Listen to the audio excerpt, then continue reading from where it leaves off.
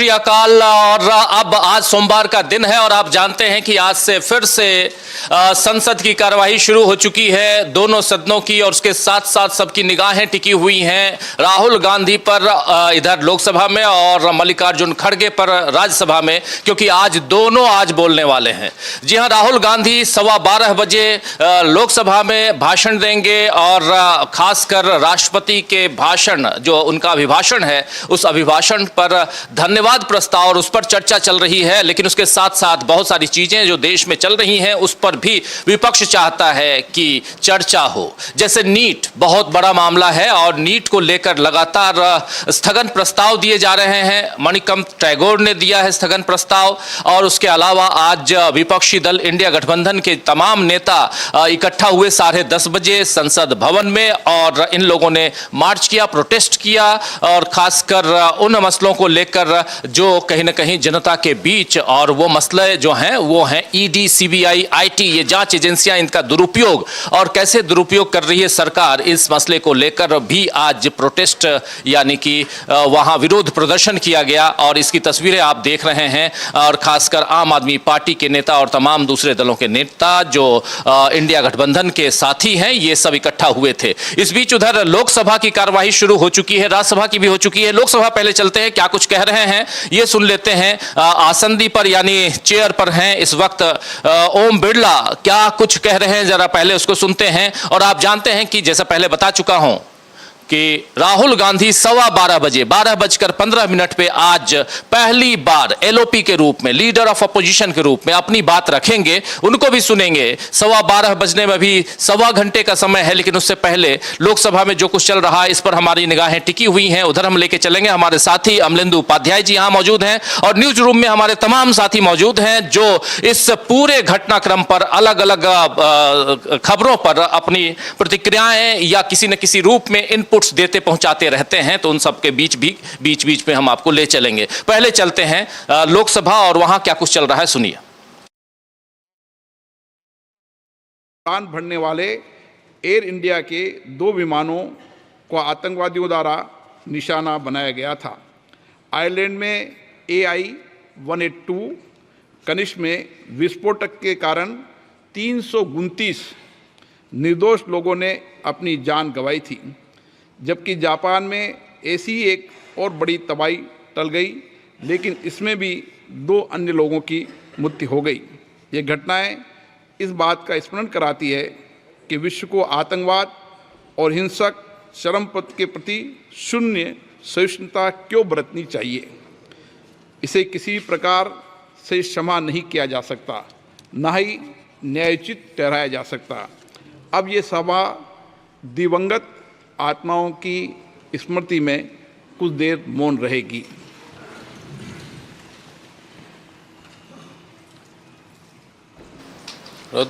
तो आप देख रहे हैं, यहाँ सुन रहे थे कि अभी 2 मिनट का मौन, और उसके अलावा अब यहाँ से कार्यवाही शुरू होगी सदन की, और इसके आगे अब क्या कुछ चलता है ये तय मानिए कि इसके बाद शोरगुल शुरू होगा, विपक्ष अपनी मांग रखेगा। विपक्ष ने स्थगन प्रस्ताव का एप्लीकेशन दिया सेक्रेटरी जनरल को, लेकिन आप जान रहे हैं चाहे शुक्रवार का दिन हो चाहे आज सोमवार का दिन, यानी बीता हुआ शुक्रवार और आज सोमवार, विपक्ष की एक भी मांग मानी नहीं गई है पिछले दिनों। और क्या आज मांग उसकी मानी जाएगी, ये एक बड़ा सवाल है। उसका जवाब अभी कुछ पल बाद मिल जाएगा, आप तक पहुंच जाएगा। चलिए जरा सुन लेते हैं एक बार फिर से क्या कुछ कह रहे हैं ओम बिरला, सुनते हैं। जैसे हमारे सभी युवाओं तथा सभी खिलाड़ियों को निस्संदेह प्रेरणा मिलेगी। मैं अपनी ओर से तथा पूरे सदन की ओर से भारतीय क्रिकेट टीम तथा इसके कप्तान श्री रोहित शर्मा जी को बधाई देता हूं। ये सभा क्रिकेट गेम को भविष्य के लिए शुभकामनाएं देती है। माननीय सदस्यगण, इस पवित्र सदन के सदस्य के रूप में शपथ तथा प्रतिज्ञान करने के उद्देश्य से हमारे संविधान में अनुच्छेद आर्टिकल 99 एवं संविधान की 30वीं अनुसूची में प्रारूप निर्दिष्ट है, जिसके अनुसार शपथ लेना संसद सदस्यों का संवैधानिक दायित्व है। हमारे संविधान में शपथ अथवा प्रतिज्ञान की एक सूचिता है मर्यादा है और गरिमा है। यदि संसद सदस्य अपने शपथ या प्रतिज्ञा के आरंभ तथा अंत में अतिरिक्त शब्दों या वाक्यों की अभिव्यक्ति करते हैं तो इससे हमारे संविधान की गरिमा और मर्यादा में कमी आती है। संसद सदस्य के रूप में हमारा दायित्व है कि हमारे सभी के लिए दायित्व है कि हमारे किसी भी आचरण से इस गरिमा में कमी न हो। इसलिए मेरा सभी मान्य सदस्यों से आग्रह है कि हम संविधान की 30वीं अनुसूची में निर्दिष्ट प्रारूप के अनुसार संविधान की मूल भावनाओं के अनुसार शपथ अथवा प्रतिज्ञा करने का संकल्प लें। ये सदन संकल्प करता है कि प्रत्येक माननीय सदस्य संविधान की 30वीं अनुसूची में निर्दिष्ट प्रारूप के अनुसार शपथ ले। इससे संबंधित विषयों पर गहन विचार मंथन करते हुए एक संसदीय समिति का भी गठन किया जाएगा जिसमें मुख्य दलों को शामिल किया जाएगा और ये अपेक्षा की जाएगी कि शपथ अतिरिक्त प्रतिज्ञा को हम संविधान की मर्यादाओं के अनुरूप करें तथा भविष्य में इस प्रकार की पुनरावृत्ति न हो। मेरा सभी मान्य सदस्यों से आग्रह है कि इसका संकल्प लें और भविष्य में इस तरीके की पुनरावृत्ति न हो। ये हम सब के लिए, सदन के लिए चिंता का विषय और गंभीर विषय है। मान्य सदस्यगण, मुझे सभा को ये सूचित करना है कि लोकसभा के प्रक्रिया तथा कार्य संचालन नियम के नियम 9 के अनुसार मैंने निम्नलिखित सदस्यों को सभापति तालिका के सदस्य के रूप में नाम निर्दिष्ट किया है। श्री जगदम्बा पाल, श्री पीसी मोहन, श्रीमती संध्या राय, श्री दिलीप सेकिया, कुमारी शैलजा जी, ए राजा, डॉक्टर कोकोली घोष, दस्तिकार, कृष्णा प्रसाद, अवधेश प्रसाद। माननीय सदस्यगण, मुझे कुछ माननीय सदस्यों द्वारा कुछ विषय पर स्थगन प्रस्ताव की सूचना प्राप्त हुई है। मैंने स्थगन प्रस्ताव की किसी सूचना के लिए अनुमति प्रदान नहीं की गई है।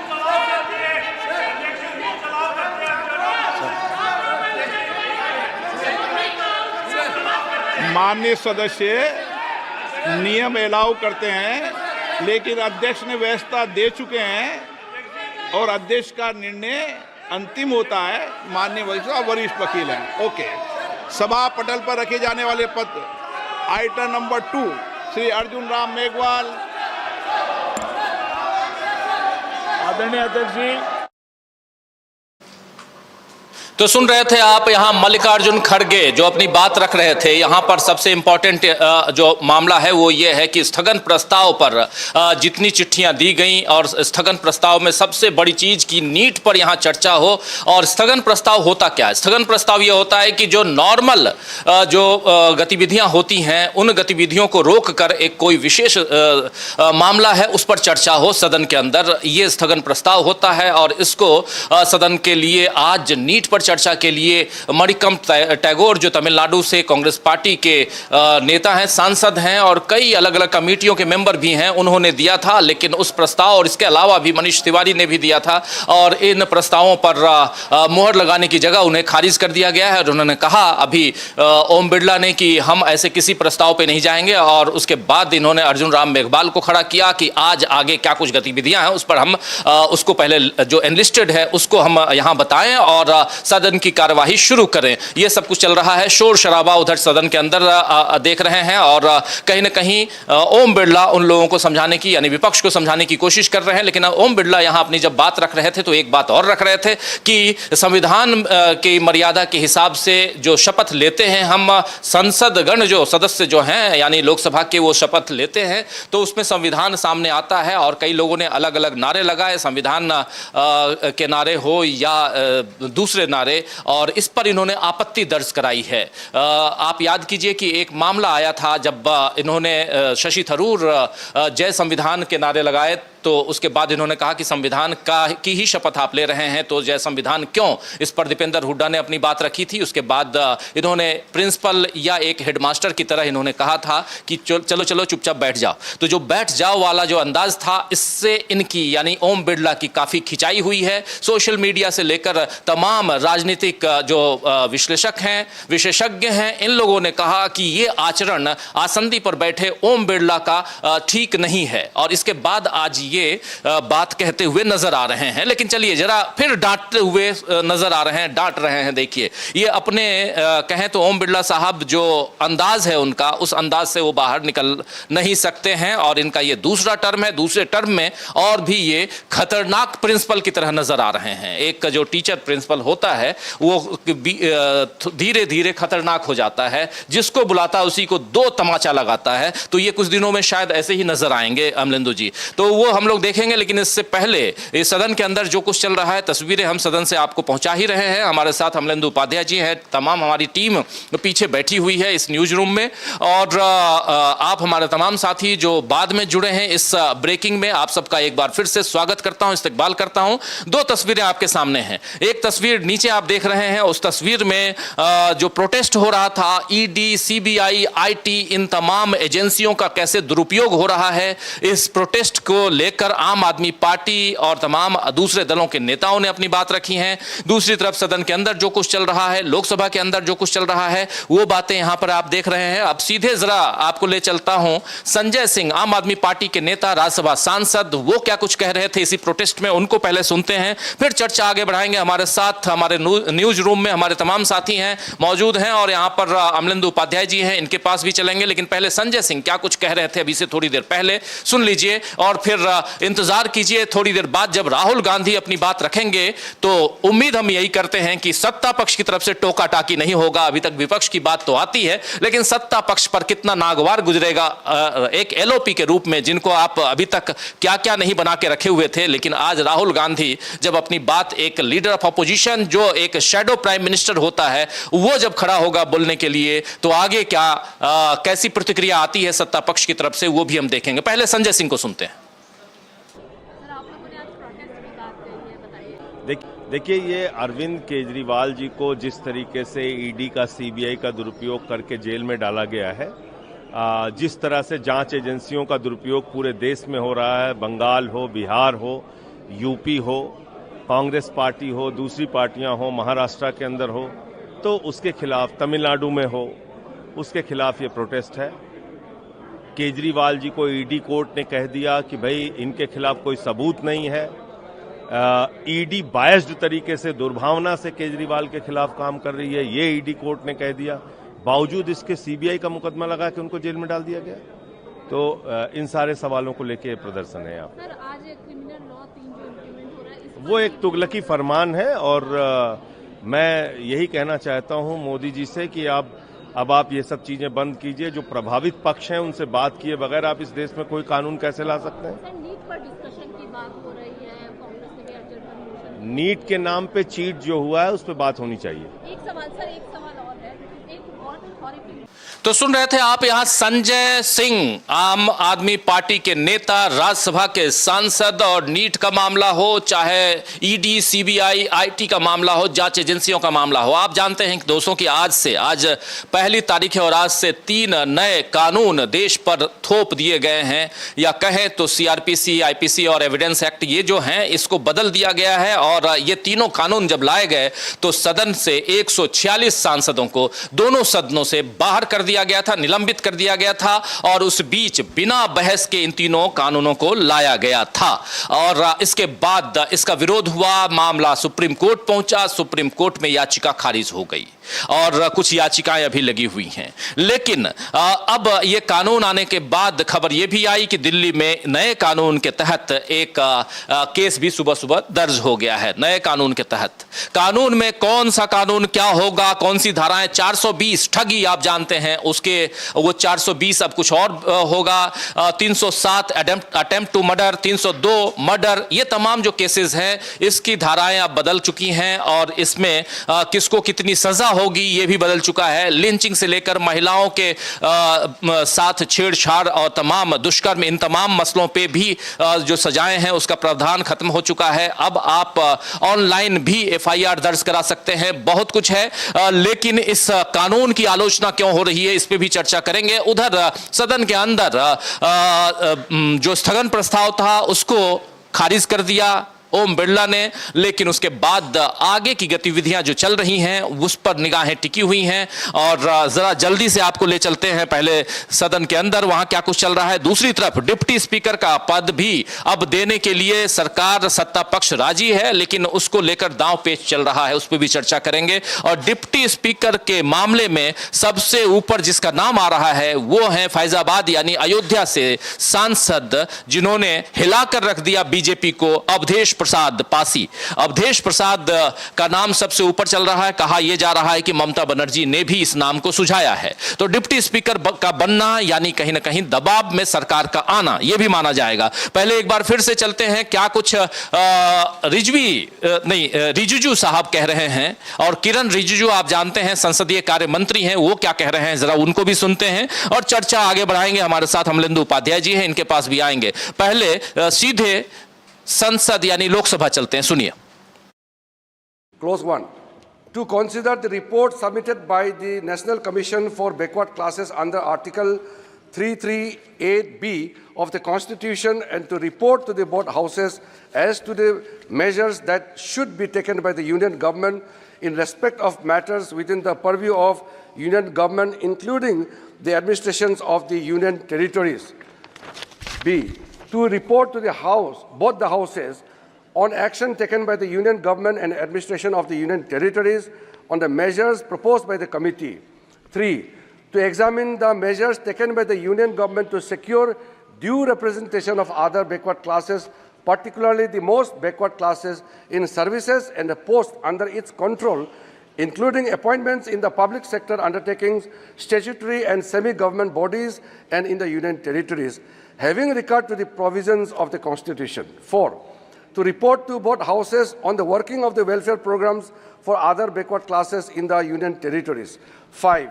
To consider generally and to report to both houses on all matters concerning the welfare of other backward classes which fall within the purview of Union Government, including administrations of Union Territories. 6. To examine such matter as may be deemed fit by the committee or specifically referred to it by the House or the Speaker. 3. That the members of committee shall hold office for a period of 1 year from the date of first meeting of the committee, which shall be reconstituted thereafter for 1 year at a time, according to procedure described in para 1 above. 4. That in order to constitute a sitting of the committee, the quorum shall be 10. 5. That in all other respects of the rules of procedures of this House relating to parliamentary committees shall apply, with such variations and modifications as Speaker may take. And lastly, 6. That this House do recommend to the Rajya Sabha that the Rajya Sabha do join in committee and communicate to this House the names of members elected amongst the members of Rajya Sabha to the committee as mentioned above. Thank you. प्रश्न है कि माननीय तो किरण रिजिजू को आप सुन रहे थे और आगे की गतिविधियों पे अपनी बातें यहाँ रख रहे हैं और चर्चा आगे बढ़ेगी। लेकिन उससे पहले आपको सबसे बड़ी जो खबर है आज की वो बता दूं कि अभी से थोड़ी देर बाद 12:15 बजे राहुल गांधी इसी सदन में अपनी बात लीडर ऑफ अपोजिशन के रूप में रखेंगे और चर्चा जो है वो बहस जो चल रही है वो राष्ट्रपति के अभिभाषण पर, धन्यवाद प्रस्ताव, उस पर चर्चा, लेकिन उसमें तमाम बातें लेकर आएंगे। आप याद कीजिए राहुल गांधी पहले भी जब भी बोले हैं तब जब राहुल गांधी ने अपना भाषण दिया है, आज तो वो लीडर ऑफ अपोजिशन के रूप में बोलेंगे तो सत्ता पक्ष भी दबाव में होगा, लेकिन उससे पहले जब भी राहुल गांधी ने यहां पर अपनी बात रखी है कहीं ना कहीं सत्ता पक्ष हिलता हुआ नजर आया है। और पिछली दफा आप याद कीजिए कि राहुल गांधी के लगभग 30% भाषण के अंश को निकाल दिया गया था क्योंकि उसमें अदानी का जिक्र था। वो तस्वीरें थीं जिन तस्वीरों में अदानी और नरेंद्र मोदी साथ साथ अदानी के प्लेन में चलते हुए नजर आते हैं, उन तस्वीरों को भी यहां से निकाल दिया गया था और उसको नहीं दिखाया जा रहा था। तो ये सारी चीजें आप लोगों ने पहले देखी हैं, लेकिन आज राहुल गांधी क्या कुछ करने वाले हैं इस पर सबकी निगाहें टिकी हुई हैं। हमारे साथ आप बने रहिए, पल पल की रिपोर्ट हम आप तक पहुंचा रहे हैं और यहां से बता रहे हैं कि आगे क्या होने जा रहा है इस देश में। इस देश में 3 नए कानून आ गए हैं। इन तीनों नए कानूनों के तहत पहला जो केस है वो भी दिल्ली में दर्ज कर लिया गया है, लेकिन केस दर्ज करना और उससे किसी को कितना, क्योंकि न्याय की बात वहां कही गई है, भारतीय न्याय संहिता, लेकिन लेकिन न्याय और न्याय की संहिता जो है उससे कितना अन्याय होगा, ये जब उस किताब को आप पलटेंगे तब समझ में आएगा आपको। और बहुत सारी ऐसी किताबें हैं जिसके अंदर पन्नों को जब आप पलटते हैं तो आपको पता चलता है कि नाम कुछ और है, काम कुछ और है। और शायद ऐसा ही वहां भी है। इसीलिए ये बात मैं यहां बहुत ही जिम्मेदारी के साथ इसलिए कह रहा हूं क्योंकि इस विषय पे जितना भी विपक्ष, जितने भी कानूनविद, जानकार जो भी हैं कानून के जानकार, वो यही कहते हैं कि ये तीनों कानूनों को अगर ढंग से लाया जाता तो एक अच्छा कानून बनाया जा सकता था। और आप चाहते थे कि अंग्रेजों के द्वारा बनाए गए कानून जिसको कि आगे कैरी फॉरवर्ड किया गया था, उस कानून में बदलाव किया जाए तो बदलाव कर सकते थे, लेकिन ऐसा आपने किया नहीं। आपने कुछ नए कानून इस ढंग से थोपे जिससे सत्ता पक्ष जो अभी आप हैं आपको कुछ फायदा हो, और विपक्ष और इस देश के ऐसे नागरिक जो सरकार के खिलाफ आवाज बुलंद करते हैं और न्याय की बात करते हैं, उनके लिए ये समय एक बुरा समय उनके लिए शुरू हो। तो ये सब कुछ यहां दिखाई देता है। लेकिन सबसे बड़ी बात जो नजर आती है वो ये कि इस कानून से इतर कुछ और भी चीजें जो सदन के अंदर चल रही हैं, और ये विशेष सत्र, राष्ट्रपति का अभिभाषण, 18वीं लोकसभा, और इसमें बीच बीच में अपनी बात रखते हुए, समझाते हुए, कुछ यहां डायरेक्टिव देते हुए ओम बिरला नजर आते हैं। एक बार फिर से ओम बिरला को सुनते हैं, कह क्या रहे हैं, सुनिए। सारे विषयों पर चर्चा संवाद माननीय सदस्य करते हैं। कल आज रात तक बैठो, अगर हाँ आप खड़े हुए थे, कुछ बोलना चाहते हैं माननीय राहुल गांधी जी? राहुल जी, धन्यवाद स्पीकर सर। हम चाहते थे कि नीट पे एक दिन का डिस्कशन हो। काफ़ी ज़रूरी मामला है। 2 करोड़ युवाओं को नुकसान हुआ है। 70 बार पिछले 7 साल में पेपर लीक हुए हैं। तो हम चाहते थे कि एक दिन चर्चा इस पे हो। तो अगर आप मौका दे सकें। ठीक है, राष्ट्रपति अभिभाषण पर आप विषय रखें, क्योंकि हमने व्यवस्था दे चुके हैं पहले ही कि राष्ट्रपति भाषण के मध्य में न शून्यकाल होगा न कोई स्थगन प्रस्ताव को लिया जाएगा। सर प्रेसिडेंट सर, तो जो पार्लियामेंट अध्यक्ष से- बनाता है वही प्रेसिडेंट होते हैं वेणुगोपाल जी। सर पार्लियामेंट से माननीय फिर सभापति बता देंगे, ये प्रेसिडेंट होते हैं ना साहब।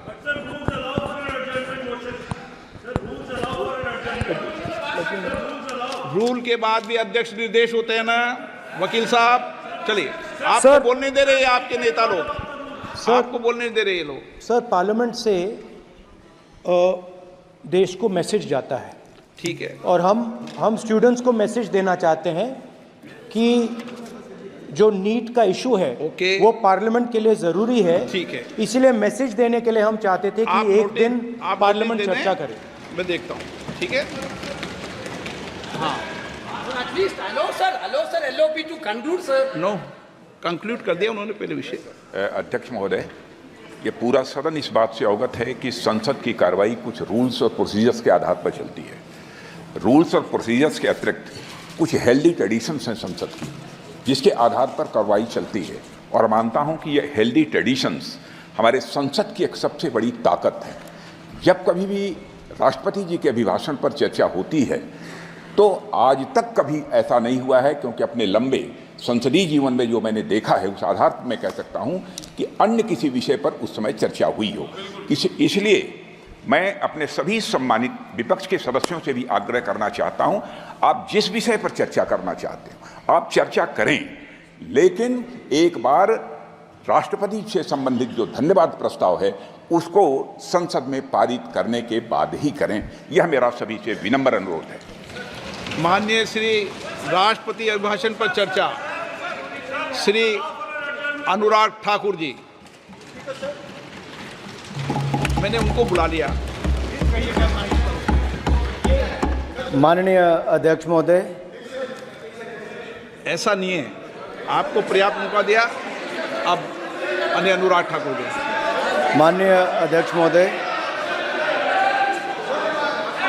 आपके माध्यम से मैं प्रस्ताव रखना चाहता हूं कि राष्ट्रपति की सेवा में निम्नलिखित शब्दों में एक समावेदन प्रस्तुत किया जाए।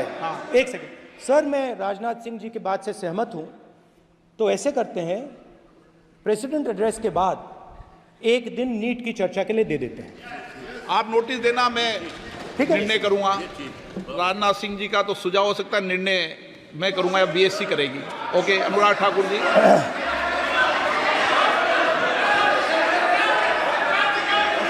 माननीय अध्यक्ष महोदय, आप नोटिस दे दें। मैं प्रस्ताव करता हूं कि राष्ट्रपति की सेवा में निम्नलिखित शब्दों में एक समावेदन प्रस्तुत किया जाए कि इस सत्र में संवेद लोकसभा के सदस्य राष्ट्रपति के उस अभिभाषण के लिए जो उन्होंने 27 जून 2024 को एक साथ संवेद संसद की दोनों सभाओं के समक्ष देने की कृपा की है, उनके अत्यंत आभारी हैं।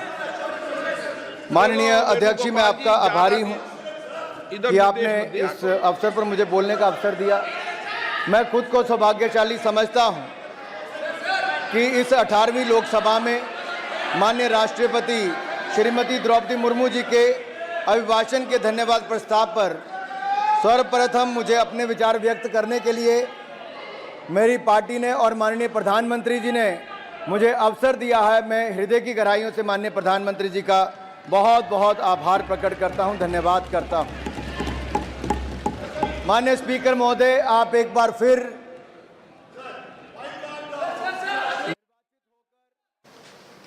तो देखा आपने क्या कुछ हो रहा था, सुन लिया होगा आपने यहाँ पर। और सदन के अंदर राहुल गांधी खड़े होते हैं, कहते हैं कि माननीय अध्यक्ष महोदय, एक दिन का समय या थोड़ा सा समय दीजिए जब हम नीट पर 2 करोड़ छात्रों को एक संदेश दे पाएं कि ये सदन आपके बारे में सोच रहा है। और यहाँ आसंदी पर विराजमान ओम बिरला कहते हैं कि चलिए, लेकिन अभी इस पर हम बात नहीं कर सकते, हमने उन तमाम स्थगन प्रस्तावों को खारिज कर दिया है। इसके बाद खड़े होते हैं राजनाथ सिंह। राजनाथ सिंह कहते हैं कि मेरा ये एक लंबा संसदीय इतिहास रहा है और कभी भी ऐसा नहीं हुआ कि राष्ट्रपति के अभिभाषण के बीच कोई दूसरे मामले पर हम लोगों ने चर्चा की है। इसके बाद फिर खड़े होते हैं राहुल गांधी और कहते हैं कि चलिए, राजनाथ सिंह का प्रस्ताव अच्छा है, उस प्रस्ताव को हम स्वीकार करते हैं, लेकिन साथ साथ हमारा एक प्रस्ताव यह है कि आप राष्ट्रपति के अभिभाषण पर जब बात हो जाए उसके बाद एक दिन का समय दीजिए और उस पर हम नीट के छात्रों और नीट पर जितना भी मामला सामने जो भी आया है उस पर चर्चा करें। लेकिन इसके बाद चूंकि यहां फंसे हुए नजर आते हैं ओम बिरला, तो वह कहते हैं कि यह तय करना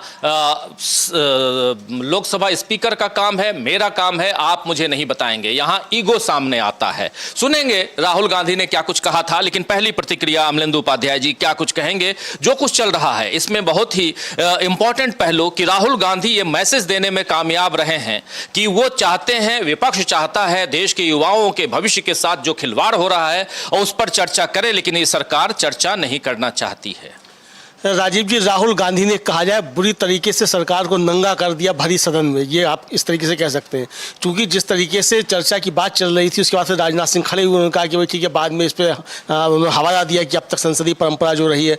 राहुल गांधी ने उसको तुरंत एक्सेप्ट किया कि ठीक है, हम आपकी बात को एक्सेप्ट करते हैं, लेकिन जो चर्चा है वो इस पर होनी चाहिए। और इस पर ओम बिरला जो एक तरीके से घबरा गए कि ये हुआ क्या है, ये प्रस्ताव क्या गया, यानी एक दिन सदन बढ़ाना पड़ेगा और नीट पर चर्चा करनी पड़ेगी। और नीट पर राजीव जी का चर्चा होगी तो इस सरकार के कितने घपले घोटाले हैं वो सब सामने आएंगे। चूंकि जैसा शुरू में राहुल गांधी ने कहा कि 7 सालों में 70 पेपर लीक हुए और 70 पेपर लीक राजीव जी ऐसे नहीं हो गए जब तक कि सरकार की तरफ से इसमें कोई मिलीभगत या कोई उसकी जो है कमजोरी अगर नहीं है, तो 70 पेपर लीक होना कोई आम घटना नहीं है कि 7 साल में 70 पेपर लीक हो जाए।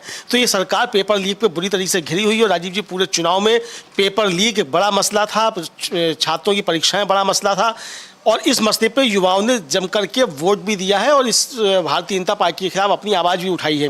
अब नीट को लेकर के जिस तरीके से पूरे देश भर में प्रदर्शन हो रहे हैं, नीट को लेकर के जिस तरीके से लोगों की, जरा सा राहुल गांधी ने क्या कुछ कहा था एक बार रिकैप कर ले, देखते हैं एक बार फिर से, जरा ले आइए। अभी ये वो पूरा चंक पूरा का पूरा जिसमें राजनाथ सिंह भी हैं, राहुल गांधी भी हैं, ओम बिरला भी हैं, बातें क्या हो रही हैं, राहुल गांधी ने कैसे यहाँ घेर लिया है। और अमलेंदु उपाध्याय जी जो जिन शब्दों का इस्तेमाल कर रहे हैं, मैं उन शब्दों का इस्तेमाल नहीं करूंगा, लेकिन कहीं ना कहीं यहाँ उधेड़ के रख दिया है इन्होंने, राहुल गांधी ने और विपक्ष ने, वो साफ दिखाई दे रहा है। जरा देखिए, सुन। आप खड़े हुए थे, कुछ बोलना चाहते हैं माननीय राहुल गांधी जी? राहुल जी, धन्यवाद स्पीकर सर। हम चाहते थे कि नीट पे एक दिन का डिस्कशन हो। काफ़ी ज़रूरी मामला है। 2 करोड़ युवाओं को नुकसान हुआ है। 70 बार पिछले 7 साल में पेपर लीक हुए हैं। तो हम चाहते थे कि एक दिन चर्चा इस पे हो। तो अगर आप मौका दे सकें। ठीक है, राष्ट्रपति अभिभाषण पर आप विषय रखें, क्योंकि हमने व्यवस्था दे चुके हैं पहले ही कि राष्ट्रपति भाषण के मध्य में न शून्यकाल होगा न कोई स्थगन प्रस्ताव को लिया जाएगा। सर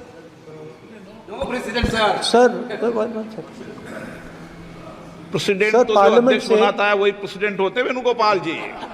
सर पार्लियामेंट से माननीय फिर सभापति बता देंगे, ये प्रेसिडेंट होते हैं ना साहब।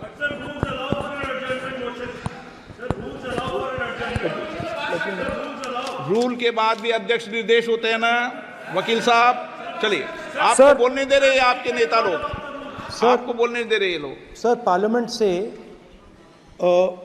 देश को मैसेज जाता है, ठीक है, और हम स्टूडेंट्स को मैसेज देना चाहते हैं कि जो नीट का इशू है ओके। वो पार्लियामेंट के लिए ज़रूरी है। ठीक है। इसलिए मैसेज देने के लिए हम चाहते थे आप कि एक नोटिस- दिन आप पार्लियामेंट नोटिस दे चर्चा दें, करे। मैं देखता हूँ। ठीक है,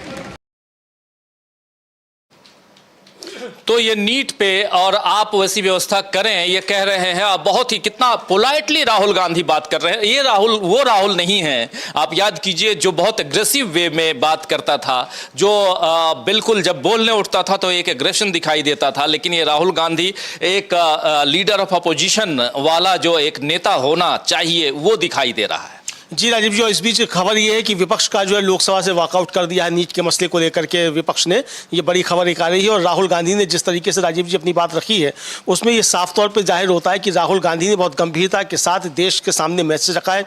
राहुल गांधी अपना संदेश देने में कामयाब रहे हैं कि ये सरकार नीट के मसले पर घिरी हुई है, सरकार इस पर चर्चा नहीं चाहती है, और इसलिए चर्चा नहीं चाहती है चूंकि इसमें सरकार कहीं ना कहीं लिप्त पाई जा सकती है, और जब चर्चा होगी तो बहुत सारे सवाल इस पर उठ सकते हैं। इसको लेकर के राजीव जी ये चर्चा जिस तरीके से हुई है, राहुल गांधी ने जो एक तरीके से कहा जाए वो सरकार को बिल्कुल जो है वो बेनकाब कर दिया है भरी संसद में खड़े होकर के कि सरकार इस पर जल्दी से जरा मैं कहूंगा, एक तरफ तो जो आप बड़ी खबर बता रहे हैं कि विपक्ष ने लोकसभा से वॉकआउट कर दिया है क्योंकि नीट के मामले पर विपक्ष अपनी बात रखना चाहता था, लेकिन दूसरी तरफ उधर मल्लिकार्जुन खड़गे राज्यसभा में अपनी बात रख रहे हैं। मल्लिकार्जुन खड़गे क्या कुछ कह रहे हैं जरा सुनिए, और सीधे राज्यसभा आपको लेके चलेंगे। जल्दी से मैं कहूंगा हमारी टीम को कि राज्यसभा की कार्यवाहियां जो चल रही हैं वो जरा उधर लेके चलें। राज्यसभा में मल्लिकार्जुन खड़गे अपनी बात रख रहे हैं, और वहां भी कहीं ना कहीं नीट का मामला और उन तमाम जन मुद्दों की बात हो रही है जिस पर सुनवाई नहीं करने की बात लगातार सत्ता पक्ष से हो रही है। और जल्दी से चलते हैं सीधा उधर राज्यसभा में। मल्लिकार्जुन खड़गे बोल रहे हैं, सुनिए।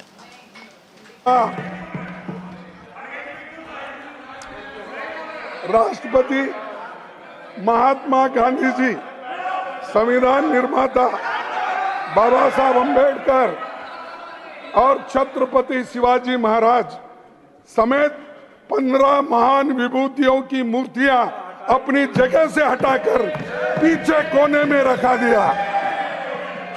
लाखों लोग आकर वहां श्रद्धांजलि अर्पण करते थे, लेकिन आप डर कर वहां पर प्रोटेस्ट होते हैं, इसीलिए वहां हटाओ, पीछे ढको। और किसकी मूर्ति?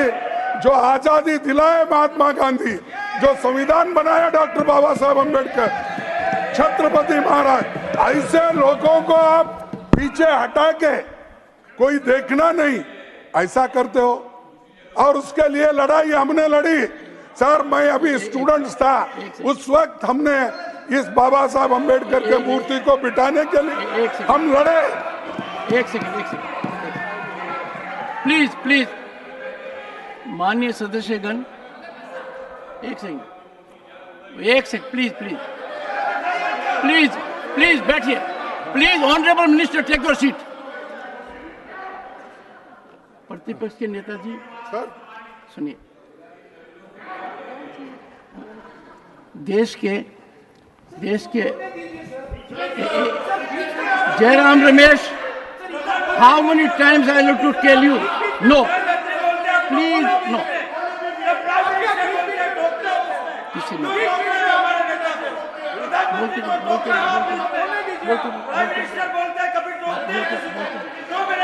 Nothing will go on record. Nothing will go on record. Nothing will go on record. अब आप देखिए, एक माननीय सदस्य कहता है चेयरमैन को, ये कोई तरीका है? कल्पना कर सकते हो? LOP number 1, leader of the opposition, a very senior politician, yielded to see what the chairman has to say, and his members are up on the seat. कहाँ जा रहे हैं? Please take your seat, honorable members. मैंने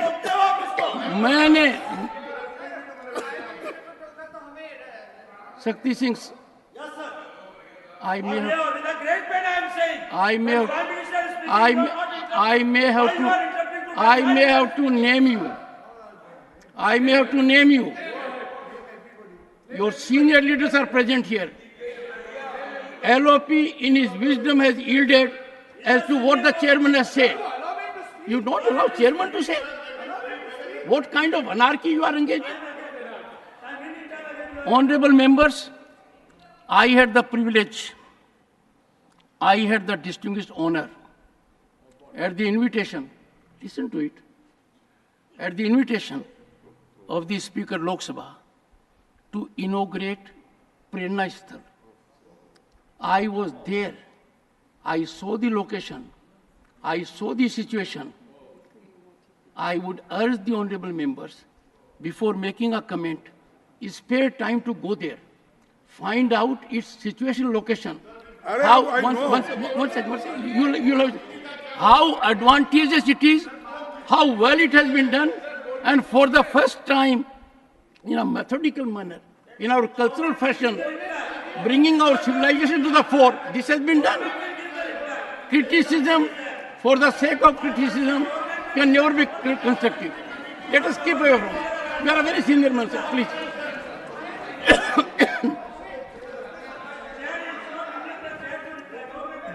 You are sitting on your seat and still speaking, Shakti Singh. Perhaps you need some kind of learning from your senior leaders. Don't disturb the LOP again. May I request the LOP to control his people first? Please go ahead. Sir, they are under your control. Under my control. I'll do. Outside, they are in my control. I am glad they are under my control. I'll ensure it. I am grateful. और ये पहली बार हो रहा है, बहुत अच्छा कि आप मुझे एड्रेस कर रहे हो. I think others will also follow. साहब मेरा पैर दर्द दे रहा है. प्रधानमंत्री जी ने सर वो इस जगह पे थे कि डॉक्टर बाबा साहब अंबेडकर की मूर्ति पार्लियामेंट के सामने रखना, ये एक 1963-64 में बहुत बड़ा आंदोलन हुआ था. अब उस वक्त हमारे जो पंजाब के स्पीकर थे सरदार जी, हुकुम सिंह जी, सरदार हुकुम सिंह, हमने गुलबर्गा जब उन्होंने आए थे तब 2000-3000 लोग मिलके घेराव करके उनको कहा था कि साहब डॉक्टर बाबा साहब अंबेडकर की मूर्ति वहां पर लगाना जरूरी है, ताकि उन्होंने संविधान बनाकर इस देश को दिया और समानता के दृष्टि से, सामाजिक न्याय के दृष्टि से उन्होंने काम किया. आप तब भी घेराव करते थे? नहीं सुनिए, तब हमको 8 दिन की सजा हो गई. अभी वहां उस वक्त इन्हों नहीं थे उस वक्त, तो 8 दिन की सजा हो गई और 12 बलूते की जो डिमांड थी वो उसी में थी. सर ऐसे काम हम लोग बचपन में स्टूडेंट लाइफ में लड़के संघर्ष करके वो काम करवाने लगाए थे, आपने किया था, लेकिन अब ले जाके पीछे रख दिए. और 14 अप्रैल को हजारों लोग वहां दर्शन के लिए आते हैं. एक दरवाजे से आते हैं, दूसरे दरवाजे से उधर चले. अब आपने लगाया मेरे चैम्बर के सामने, मैं रोज उठकर उनका दर्शन तो घर में लेता ही हूं, लेकिन आप वो सब मूर्तियां लाकर मेरे पास रख दिए, पूरे मेरे गेट के सामने रख दिए। तो ये साहब, मैं आपसे अपील करता हूं, अरे बैठो भाई, चुप बैठो, चुप बैठो। क्या भाई, ये दही दूध LOP is on his legs. नहीं है भाई, Keep calm, keep calm. Sir, तो आपको मैं अपील करता हूं कि वो जो गांधी जी की स्टैचू थी, बाबा साहब अंबेडकर की स्टैचू थी, शिवाजी की स्टैचू थी, जिस जगह थे उस जगह आप रखिए, उससे कोई नुकसान नहीं होना, ये मैं आपसे अपील बार बार अपील करूंगा। और ये मैं आपसे हाथ जोड़ के मेरी विनती है, उनको इंसल्ट मत करो और अपमान मत करो। अगर वो अपमान करेंगे तो 50 करोड़ SC ST दलित वंचित और आदिवासियों का अपमान होगा, तो देश का अपमान होगा, संविधान का अपमान होगा। तो आप तो वकील हो, अच्छे नेता हो, इसीलिए मैं आपसे गुजारिश करता हूं कि वो आप वहां पर रखिए। और सर मैं छोटा सा खड़गे जी, किरण जी 1 सेकंड सर, नहीं ये देखिए साहब, ये तो उसको बिठाने के लिए, चेंज करने के लिए पार्लियामेंट के अंदर ये सब जो फोटो लगते हैं उसके लिए एक कमेटी होती है, और वो कमेटी में अपोजिशन लीडर भी होता है, दूसरे मेंबर्स होते हैं, आप होते हैं और स्पीकर होते हैं। और किस जगह पे बिठाना, कैसे बिठाना, वो मीटिंग करने के बाद होता है। ये मीटिंग नहीं, कुछ नहीं, ये अथॉरिटियन रूल के जैसा कहीं भी लिटाओ, कहीं भी उठाओ, कहीं भी बिठाओ। सर ऑनरेबल मिनिस्टर, खड़गे जी, one second, it happened. You don't have to decide. I decide. What ये खड़गे जी, what is it? Come on, make your point. Honourable chairman sir, Nothing else will go on record. ये Kiran ji continue. Sir जब leader of opposition कोई important मुद्दा उठाते हैं, उसका respond करने का एक प्रथा होता है, इसलिए इलीगल अनकॉन्स्टिट्यूशनल ऐसे मत कहिए। ये this is a culture of the house, when a leader of opposition raises important matter, government has to respond, इसलिए उसमें कोई विवाद नहीं करना चाहिए। सर लीडर ऑफ अपोजिशन ने, आप सुनेंगे तो तब पता चलेगा ना, आप सुनेंगे नहीं तो कैसे पता चलेगा? You are forcing me to name you people. I have given him permission, and let me tell you. One second, please take your seat. Sir, Kiranji, take your seat. Honorable members, when there is a debate in the House, the debate has to be lively. The debate has to be involved. Leader of the opposition is making remarkably a good speech. If there is an intervention required, one second, you don't have to decide. I am the judge of it. Come on, Kiran ji. Kiran Rijiju ji. Honourable chairman sir, अभी माननीय खड़गे ji, leader of opposition ने संसद में जो statues को, सारा statues को एक जगह में रख करके प्रेरणा स्थल के नाम से जो बनाया गया उसको लेकर के सवाल खड़ा किया। मैं सिर्फ क्लियरिफिकेशन देना चाहता हूं। सर आपने अभी हाउस को बताया कि आप चीफ गेस्ट के तौर पर आप वहां आए और आपने उद्घाटन किया, उसमें honourable speaker of Lok Sabha administrative control वो करते हैं, उनके अध्यक्षता में काम हुआ। मैं भी सर उस समय मौजूद था। नहीं, सबसे पहले तो खड़गे, एक मिनट या सर, तो खड़गे जी ने अभी एलिगेशन लगाया कि सारा मूर्तियों को उठा के कॉर्नर में फेंक दिया है।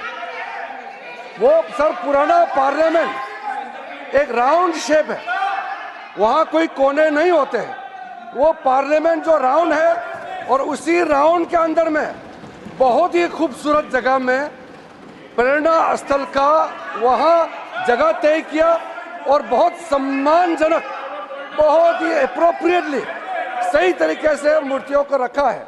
और आज देश का कोई भी जनता संसद में आकर के संसद को देखना चाहते हैं तो हमारे महान आत्माओं का दर्शन एक जगह में जाकर के दर्शन कर सकते हैं।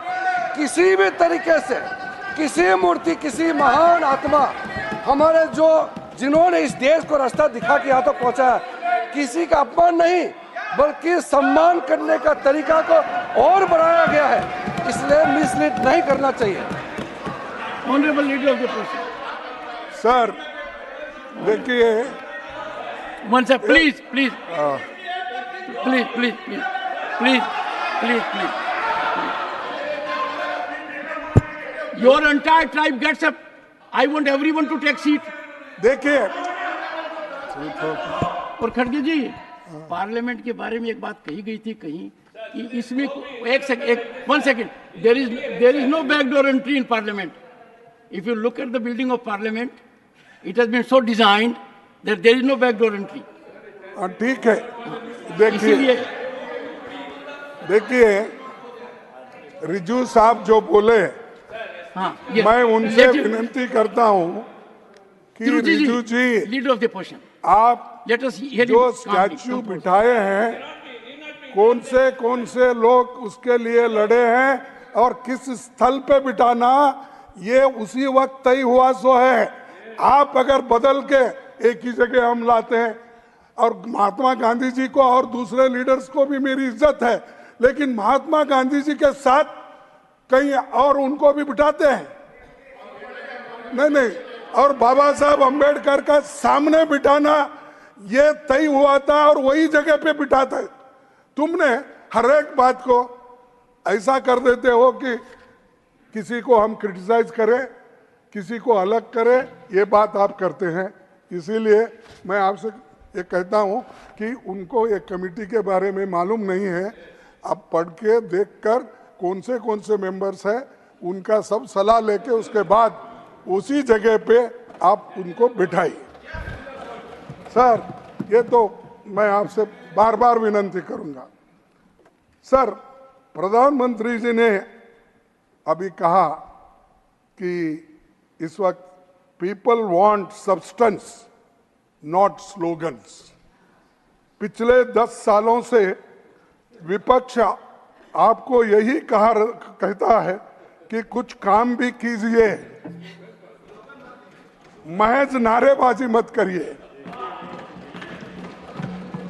और क्या है, उन्होंने कैसे स्लोगन दिए, अच्छे दिन आएंगे, आत्मनिर्भर Bharat, make in India, act east policy, Beti Bachao Beti Padhao, सबका साथ सबका विकास, 400 पार।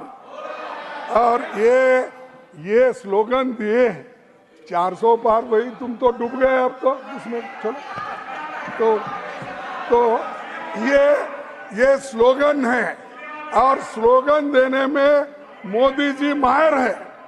सिर्फ स्लोगन देना, लोगों को मीठी मीठी बातें करके भ्रमित करना, ये काम वो कर रहे हैं। इससे नहीं बोलना पड़ेगा। तो अब ये इतना बोलने वाले व्यक्ति गरीबों के बारे में, महिलाओं के बारे में हमदर्दी है दिखाने वाले, मैं पूछता हूं साहब, मणिपुर 1 साल से जल रहा है, किस तरह महिलाओं और वहां के लोगों को तंग और तबाह करके घर बर्बाद किए जा रहे। एक दिन तो जाकर आप आए, मणिपुर को जाके आए आप, तो 14 विदेशों में फिरे, 14 देशों को गए, इलेक्शन में तो सैकड़ों भाषण किए, लेकिन मणिपुर में आपने क्यों नहीं गया? आप क्यों नहीं पहुंचे? और सबका साथ सबका विकास, आपने सिर्फ कुछ लोगों का साथ दिया और कुछ का विकास किया, गरीबों का सब सत्यानाश किया। इस सभी नारों का क्या हकीकत है, ये देश अच्छी तरह जान रहा है। और सर सभापति जी, 224 का चुनाव आम जनता के शब्दों में अहंकार तोड़ने वाला चुनाव था। अहंकार तोड़ने वाला चुनाव था। पिछली सरकार के 17 मंत्री चुनाव हार गए। किसानों को जीभ से रोंदने वाले मंत्री को हम हटाने की मांग कर रहे थे, जनता ने ही उसे रोंद दिया और खत्म हो गया। और एक शायर ने कहा है, कभी घमंड मत करना, कौन से शायर कभी ने कहा? घमंड नाम- मत नाम- करना, नाम कभी घमंड मत करना, तकदीर बदलती रहती है, तकदीर बदलती रहती है, शीशा वही रहता है, बस तस्वीर बदलती रहती है। तो ये घमंड, और ये ऐसा ही भाषण करते थे, ये घमंडी इंडी, घमंडी गठबंधन, हमको घमंडी बोलते थे। अरे घमंड तो टूट गया आपका। और आज आपको वो नारा नहीं लगाना पड़ेगा 400 पार का, अब तो 200 पार में है। अभी बड़े मुश्किल से आए तो अरे बैठो। मैंने पिछले भाषण में भी कहा था कि बीजेपी सरकार जनता को जरूरी मुद्दों से सिर्फ ध्यान भटकाने की राजनीति करता है। हम किसानों की बात करते हैं तो मोदी जी भैंस खोलने की बात करते हैं। हम बीजेपी द्वारा देश को बांटे जाने की सोच पर बात करते हैं तो मोदी जी औरंगजेब और मुगल की याद करते हैं। हम बेरोजगारी, पेपर लीक की बात रखते हैं तो मोदी जी मंगलसूत्र और मुजरा की याद करते हैं। हम महंगाई पर बात करते हैं तो बीजेपी विदेशों में महंगाई की बात करने लगती है, देश का छोड़ के। विपक्ष जनता की बात करता है तो मोदी जी अपने मन की बात सुनाने पर लगते हैं। और वो ये बात करते करते यहाँ तक पहुंचे, अपना काम करना ही वो भूल गए, सिर्फ अपनी मन की बात बोलने में ही वो लग गए। मैं प्रधानमंत्री जी से कहना चाहता हूं, आज के मुद्दों का जवाब दो। इतिहास में जो हुआ उस पर जनता फैसला लेने में सक्षम है, उन पर छोड़ दीजिए। आप ये बात बार बार मत करो, घमंडी बात मत करो और लोगों को उचकाने की बात मत करो। अगर करेंगे फिर ऐसा ही आपकी हालत होते जाएगी, बिगड़ते जाएगी। सर, राष्ट्रपति जी ने अपने अभिभाषण में प्यारा 26 में कहा है, क्या कहा राष्ट्रपति जी ने? आज की संचार क्रांति के युग में विघटनकारी ताकतें लोकतंत्र को कमजोर करने और समाज में दरारें डालने की साजिशें रच रही है। इनके द्वारा अफवाहें फैलाने का, जनता को भ्रम डालने का, मिस इन्फॉर्मेशन सहारा लिया जा रहा है। तब उनका कहना बिल्कुल सही है। अपने राजनीतिक जीवन में कई चुनाव लड़े, लेकिन पहली बार देखा कि इस चुनाव में जिस तरह प्रधानमंत्री जी ने ऐसे बयान दिए, पूरे देश की गरिमा को भारी चोट उनके वजह से पहुंची। प्रधानमंत्री जी ने लोकतंत्र कमजोर करने, समाज को बांटने, मिस इन्फॉर्मेशन की लाख कोशिश की, पर इसमें वो असफल रहे। बात बात में असत्य बोलना, तोड़ मरोड़ कर बातें रखना, धर्म, राजनीति, राज और भाषा को नाम पर लोगों को बांटना, ये काम प्रधानमंत्री के स्तर पर पहली बार हुआ है। कोई प्रधानमंत्री ऐसी बात पहले किया नहीं। पूरे विश्व में हमारी साख पर इसका बुरा असर हुआ। मोदी जी तो आप लोग उनको विश्व गुरु बनाया। हाँ? अच्छा, नहीं विश्व गुरु नहीं बोलता मैं, जो बोले वो लोग बोलता हूँ। विश्व गुरु की बातें करते थे, लेकिन उनकी सच्चाई दुनिया के बड़े अखबारों की इन चंद हेडलाइन से पता चलता है। वो क्या विश्व गुरु थे? क्या क्या थे वो? अच्छा सर, मैं आप जैसा व्यक्तित्व है इस प्रकार का, छोड़िए सर, छोड़िए। नहीं ऐसा नहीं। France, I am happy that you have regretted. France I am really happy. 24 को अगली speech but not a surprise, ये फ्रांस के अखबारों ने उनको कहा।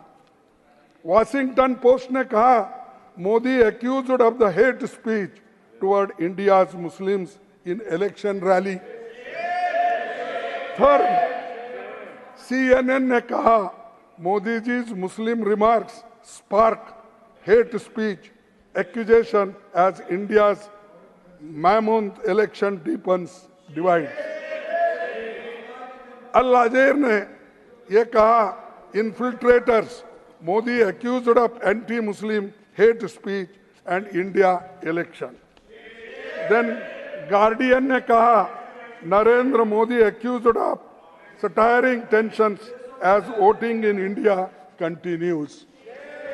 हाल में कुछ अखबारों में तो यहाँ तक आया कि भारत में नफरत फैलाने वाले भाषणों और अल्पसंख्यक समुदाय के घरों पर प्रार्थना स्थलों को ध्वंस करने के मामलों में चिंताजनक वृद्धि हुई है। यानी ये सारी चीजें हम नहीं बोल रहे, दुनिया के लोग विश्वगुरु को बोल रहे। अरे तेरे को तो हमने विश्वगुरु माना, लेकिन ये क्या है? तो इसलिए सर, आप बड़ा चढ़ा के किसी व्यक्ति को अगर करेंगे तो उसका असर इतना बुरा होता, देश पे भी उसका असर दिखता है। तो इसीलिए मैं कहता हूँ कि उन्होंने जो ये बातें रखी चुनाव में, ये बहुत ही नफरत की बातें थी, और उसीलिए तो मैं आपके सामने ये उदाहरण रख रहा हूँ। चुनाव में जो कुछ कहा गया उसे लोगों ने ये समझा कि 10 साल से सत्ता में बैठे व्यक्ति के पास सरकार की उपलब्धि बताने के लिए कुछ भी नहीं है, इसीलिए उन्माद फैलाने वाली बातें कही जा रही है और वो कह रहे हैं। सभापति जी, कुर्सी कायम रहती है, कुर्सी कायम रहती है, सत्ता आती है और जाती है, पर सत्ता के लालच में देश को बांटने, जनता को गुमराह करने और बात बात पर झूठ बोलने की बात नहीं होनी चाहिए, और ये मोदी साहब कर रहे हैं। सर, मेरे पास चुनाव के दौरान प्रधानमंत्री जी ने जितने भाषण किए हैं, कैसे कैसे ये है, मैं उसको ज़्यादा बोलना नहीं चाहता हूँ। मेरे पास 200 तक उनके स्पीचेस कहाँ कैसा बोले, क्या बोले है, पर आपका वक्त मैं ज़्यादा नहीं लेना चाहता हूँ, तो मैं उसको पढ़ना भी नहीं चाहता। सर, और एक मोदी जी के 3 बयान मैं कोट करना चाहूँगा। अनुरोध है कि आप उन्हें प्रोसीडिंग में बनाए रखेंगे। ये संपत्ति इकट्ठी करके नहीं, अध्यक्ष जी, लीडर ऑफ द पोजीशन, जिन 3 बयानों की आप चर्चा कर रहे हैं सर, एक please, can you please keep silence? I am having dialogue with the leader of the opposition. Sir, मेरा ये कहना है कि जो मेरे से आप अनुरोध कर रहे हैं कि उन 3 भाषणों के अंश को प्रोसीडिंग्स में रखा जाए, आप जारी रखिए। भाषण कब दिया, कहाँ दिया, और उसको ऑथेंटिकेट कर दीजिए पार्ट को। प्लीज गो अहेड, कोई इशू नहीं है। और authentication during course, no, leader of the opposition is quite competent to defend himself. Please, no, nothing will go on record. ये क्या कर रहे हैं? Shakti Singh, I find after, sir take your seat. Shakti Singh सारा झूठ बोलते हैं, उसको नहीं और मेरे नेता को authentication. Nothing will go. One second, honorable members, what a shame for us that a member of this house is so gesticulating. Standard The leadership must control him. He needs to show decorum. His leader is on legs. His leader has full command. He can protect himself. Why? Again, control. खड़गे जी, कम से कम उनको control कीजिए, हाँ, खड़गे जी। देखो, मैंने उसीलिए आप हमेशा ऑथेंटिकेट करने के लिए कहते हो, इसीलिए ये पूरे कटिंग्स में लाया हूँ। कटिंग नहीं, अगर आपको है कटिंग नहीं, ऑथेंटिकेशन। ये देखिए, कांग्रेस की राम मंदिर पर बुलडोजर की तैयारी। नहीं। सुनो, अरे फिर आपको ऑथेंटिकेट करना बोले ना, ये पूरे है। एक second, honourable members, one second. खड़गे जी, वन सेकंड। अरे साहब, बैठना उठना मेरे को तकलीफ है। So that you can take it. Honorable members, it is not without purpose that in this house I had firmly indicated that this is not a place for free fall of information. Every member of the house has full authority to express anything. Every member has a right of freedom which is constitutionally protected. But that freedom comes with a rider. Whatever the member says, that has to be authenticated. A newspaper reporting is not authentication. No. Primary material. Suppose something is reported about. One second. Mr. Chidambaram, you are yet to respond. The matter is under my consideration. One second. Let Mr. Chidambaram have a say for a moment. Because his matter is pending with me. He has failed to authenticate a very important issue. How else does a member authenticate the Prime Minister's speech made in some part of the country?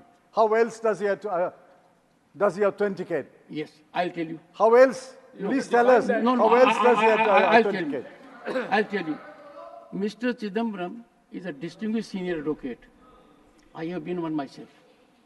Let me tell you, you came to my chamber, you are forcing me now. You came to my chamber when a communication was sent to you because you took a snipe shot at the Prime Minister, putting a video clip.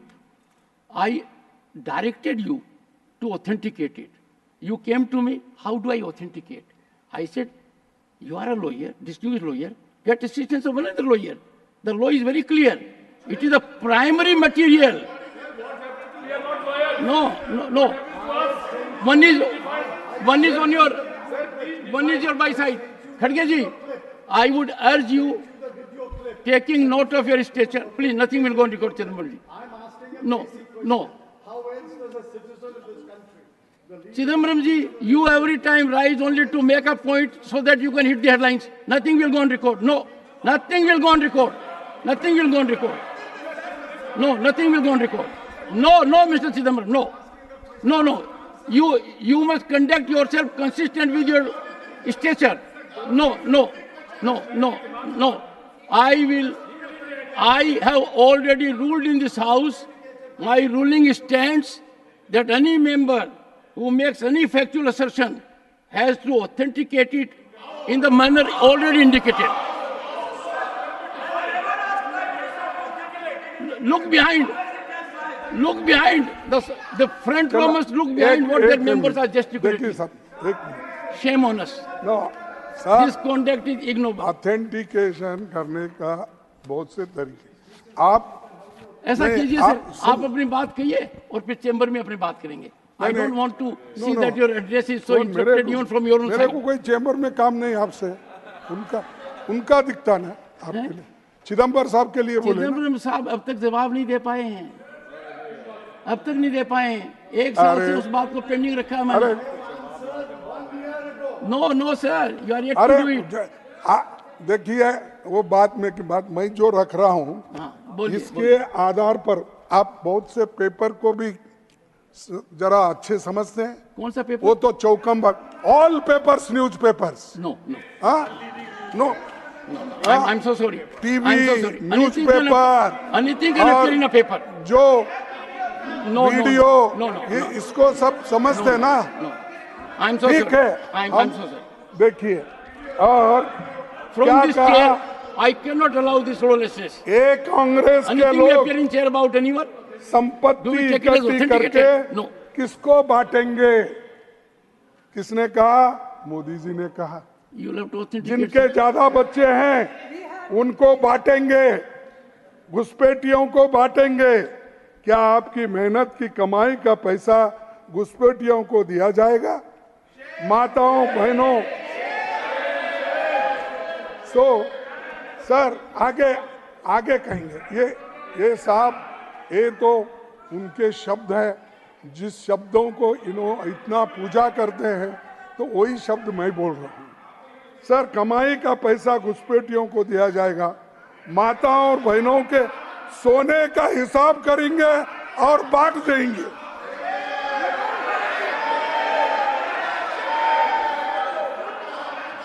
Sir दूसरा, इनकी नजर कानून बदलकर हमारी माता बहनों की संपत्ति छीनने पर है।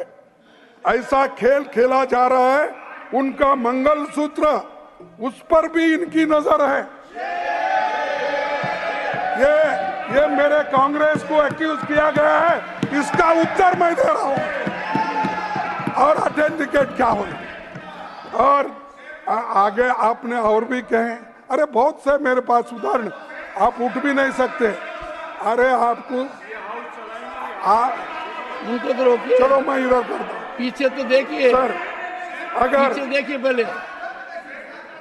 देखो और एक बात, उन्होंने इंसल्ट किया, वोटर को इंसल्ट किया, कांग्रेस को इंसल्ट किया, आरजेडी को किया, एसपी को किया, हर पार्टी जो गठबंधन के लोग थे, इवन टीएमसी के बारे में भी उन्होंने क्या कहा, इसमें मैं बताता हूं। तो अगर इनको अपने वोट बैंक के सामने मुजरा करना है तो ये करो। अगर इनको अपने वोट बैंक के सामने मुजरा करना है, Nothing will go on record. Nothing will go on record. No. House is not in order. House is not in order. Nothing will go on record. No, it will not go on record. No, I can't.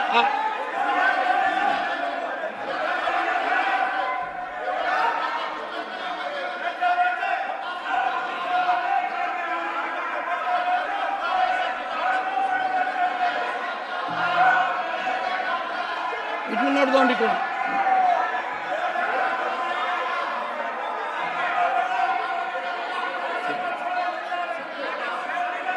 पहले उनको तो बैठाइए। अरे पहले उनको तो बैठाइए।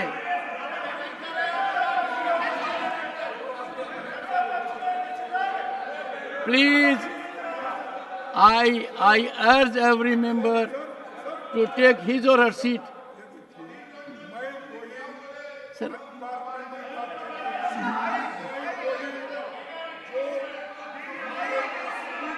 देखिए आपको सुनना ही नहीं चाहते, तो आपके लोग आपको नहीं सुनना चाहते। नहीं सुनिए सर, आखिरी में क्या बोले, अगर इनको अपने वोट बैंक के सामने मुजरा करना है तो ये करे।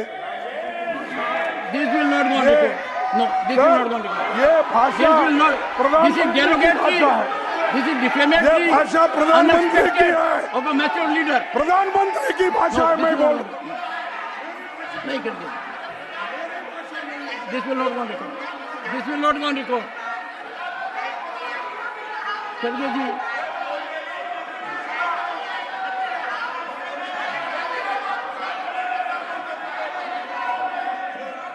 खड़गे जी, खड़गे जी,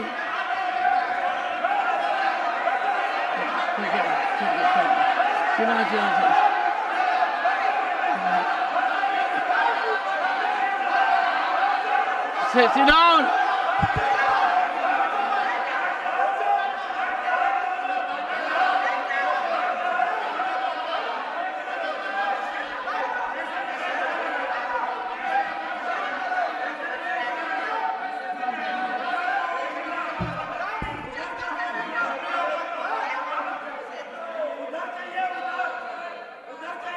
Shakti Singh, you are forcing me. खड़गे जी,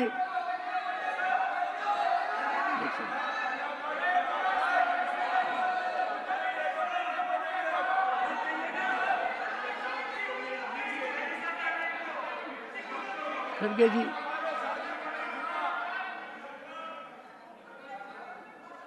मेरा एक second please please please please please please please, you are chief whip.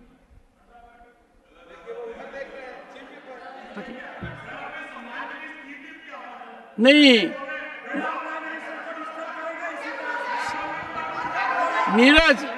Neeraj Shekhar,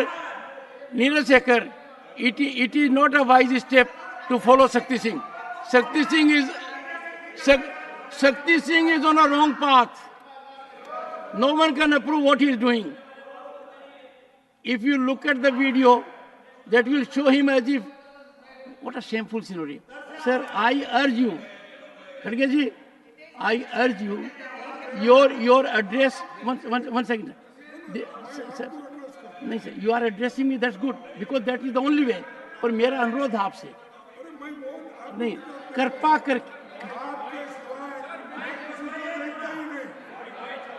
करके I take strong exception to this kind of statement by Pramod Tiwari.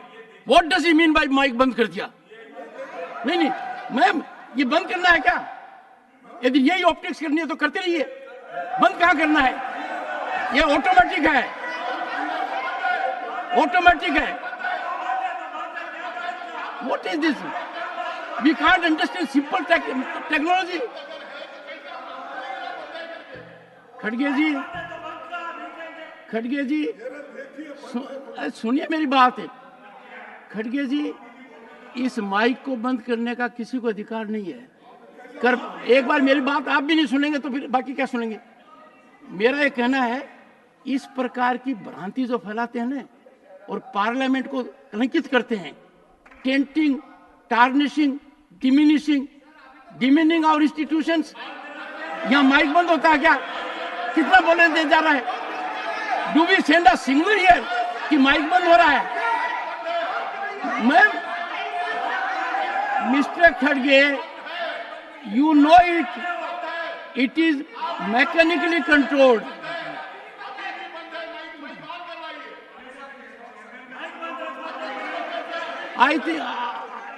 I think मुझे लग रहा है कि यहाँ प्रथम पंक्ति में बदलाव के बाद कुछ सदस्यों का आचरण अति उत्साही हो रहा है, और इतना उत्साही हो रहा है, ये कोई तरीका नहीं है। बदलाव मैं देख रहा हूं, खड़गे जी, क्या आप मानते हैं कि माइक बंद होता है यहाँ?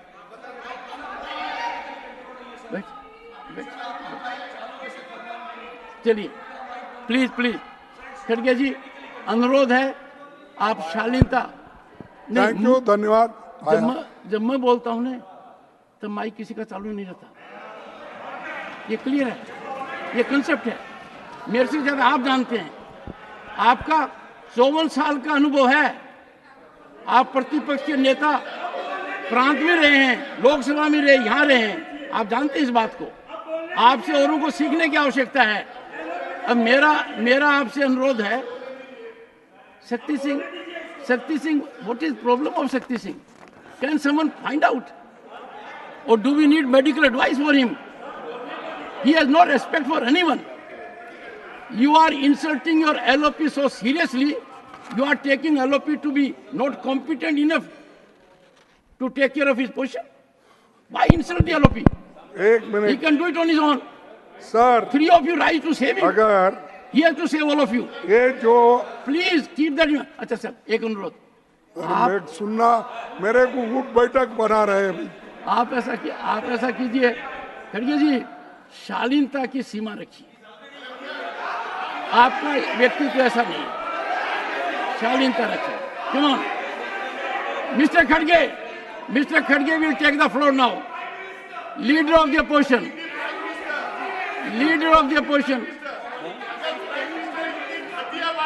Honorable Leader of the opposition, please address the House. बैठिए And I am sure they will observe silence. Sir, Please मैं जो address the कोट House. किया ये सब लोग सुने हैं, सभी ने सबको मालूम है। तो हम देखिए, मैं कोई असत्य बात यहाँ नहीं रख रहा। जो प्रधानमंत्री इस देश के नेता हैं और उन्होंने जो अपने मुंह से क्या बोलते हैं मोती, हाँ वो जो आए वो मैं यहाँ पर उनकी अमृतवाणी यहाँ पर मैंने रखी। अगर आपको ये सच नहीं लगता तो थोड़ा मैं भेज दूंगा, फिर समाधान से आप पढ़िए, मेरे को भी फिर उसके बाद कहिए। पूरा पढ़ूंगा सर, अक्षर। सच बोलने वाले अक्सर बहुत ही कम बोलते हैं। सच बोलने वाले अक्सर बहुत ही कम बोलते हैं। झूठ बोलने वाले लेकिन निरंतर हरदम बोलते हैं।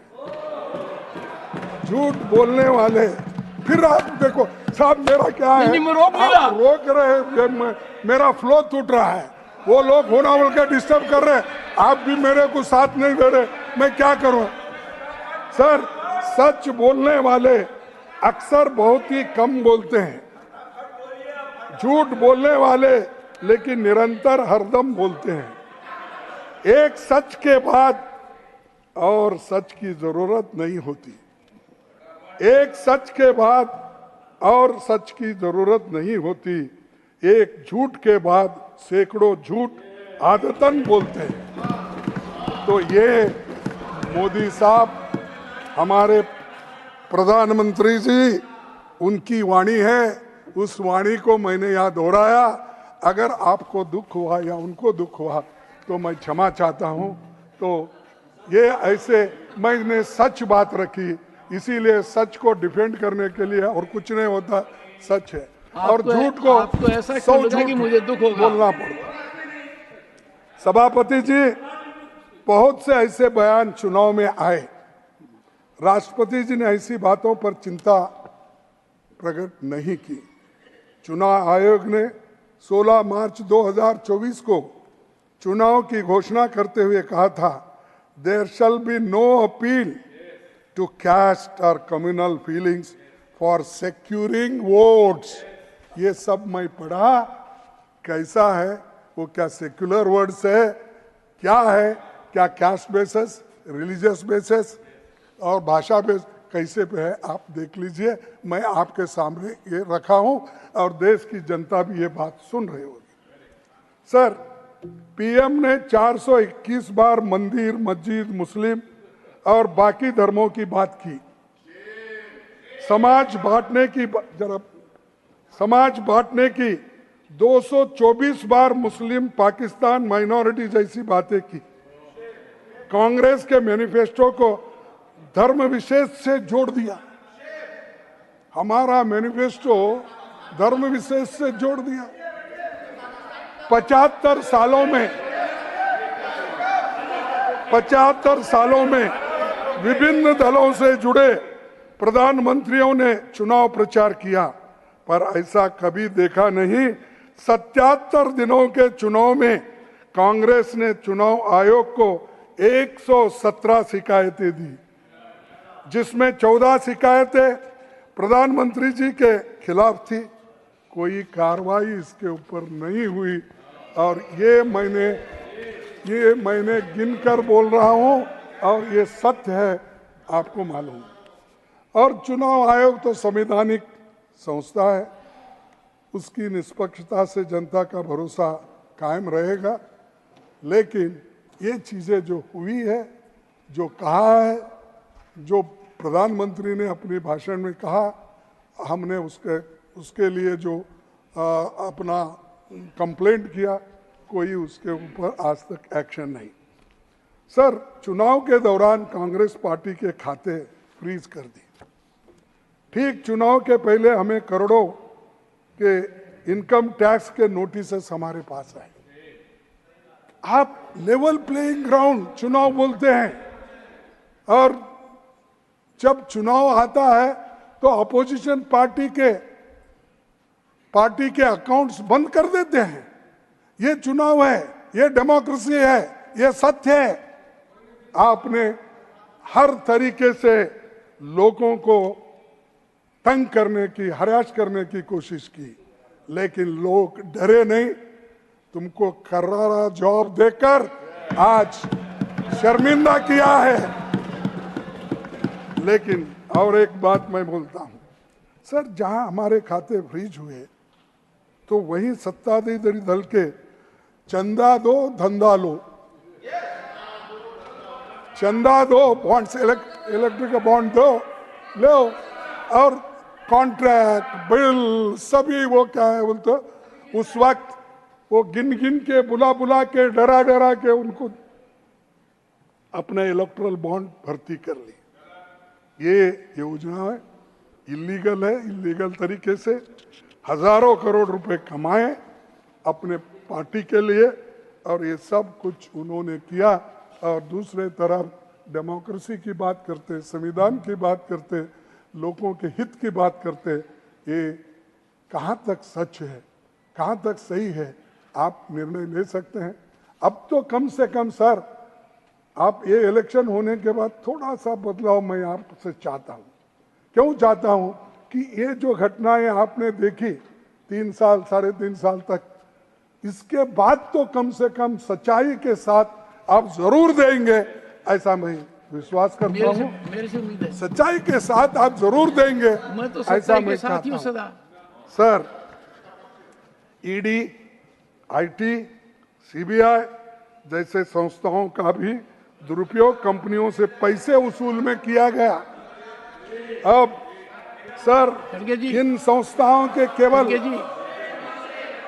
विपक्षी नेताओं और सच लिखने बोलने वालों को टारगेट करा। लीडर ऑफ द हाउस, ये संविधान का अपमान नहीं और क्या है? खड़गे ji, leader of the house, no no, leader of the house, if you ये देखो साहब, मैं अब बात कर रहा हूँ, ये क्या है? अभी मैं आई नेवर यील्डेड। खड़गे जी, देखिए, जनता द्वारा चुनी गई सरकारें गिराने खड़गे जी और विधायकों को खरीदने तोड़ने का काम किया, ये संविधान का अपमान है। इंडिया गठबंधन, my suggestion is for your consideration. My suggestion for your consideration. हाँ, My suggestion for your consideration. My suggestion for your kind consideration. The House is hearing you. If leader of the House wants to make an intervention, practice is normally it is allowed. I leave it to your discretion.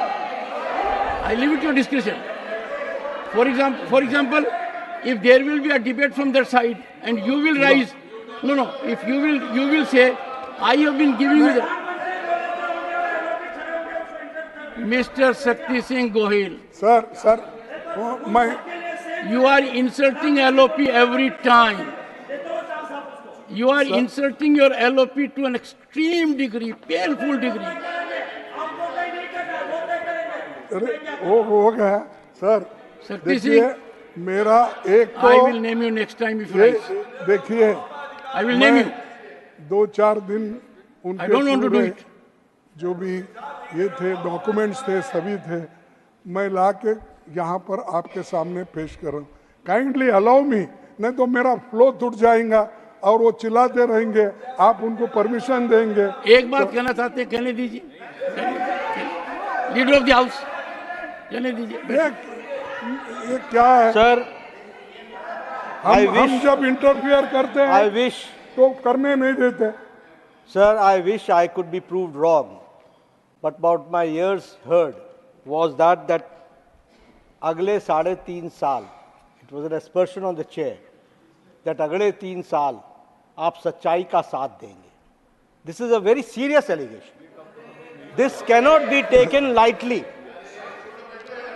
If the sentence spoken by the LOP is this, that अगले 3.5 साल आप सच्चाई का साथ देंगे.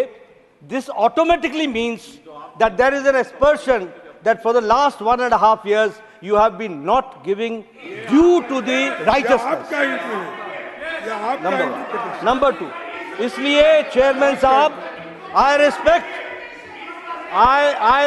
the LOP, I respect the opposition. I respect the LOP, I respect the opposition. But at the same time, please keep quiet. I've been given the time by the chairman. I think you are a new member. Vikas Bhattacharya ji, I have given him the floor. Sit down. Sir, Sit down. sir, No, Sir. please sit down. Sit down. Leader of the House, please continue. sir, I respect the leader of opposition. I respect the opposition. But I would like to put on record that proving your point should not go beyond the norms of the House, and raising aspersion on the chairman cannot be agreed upon.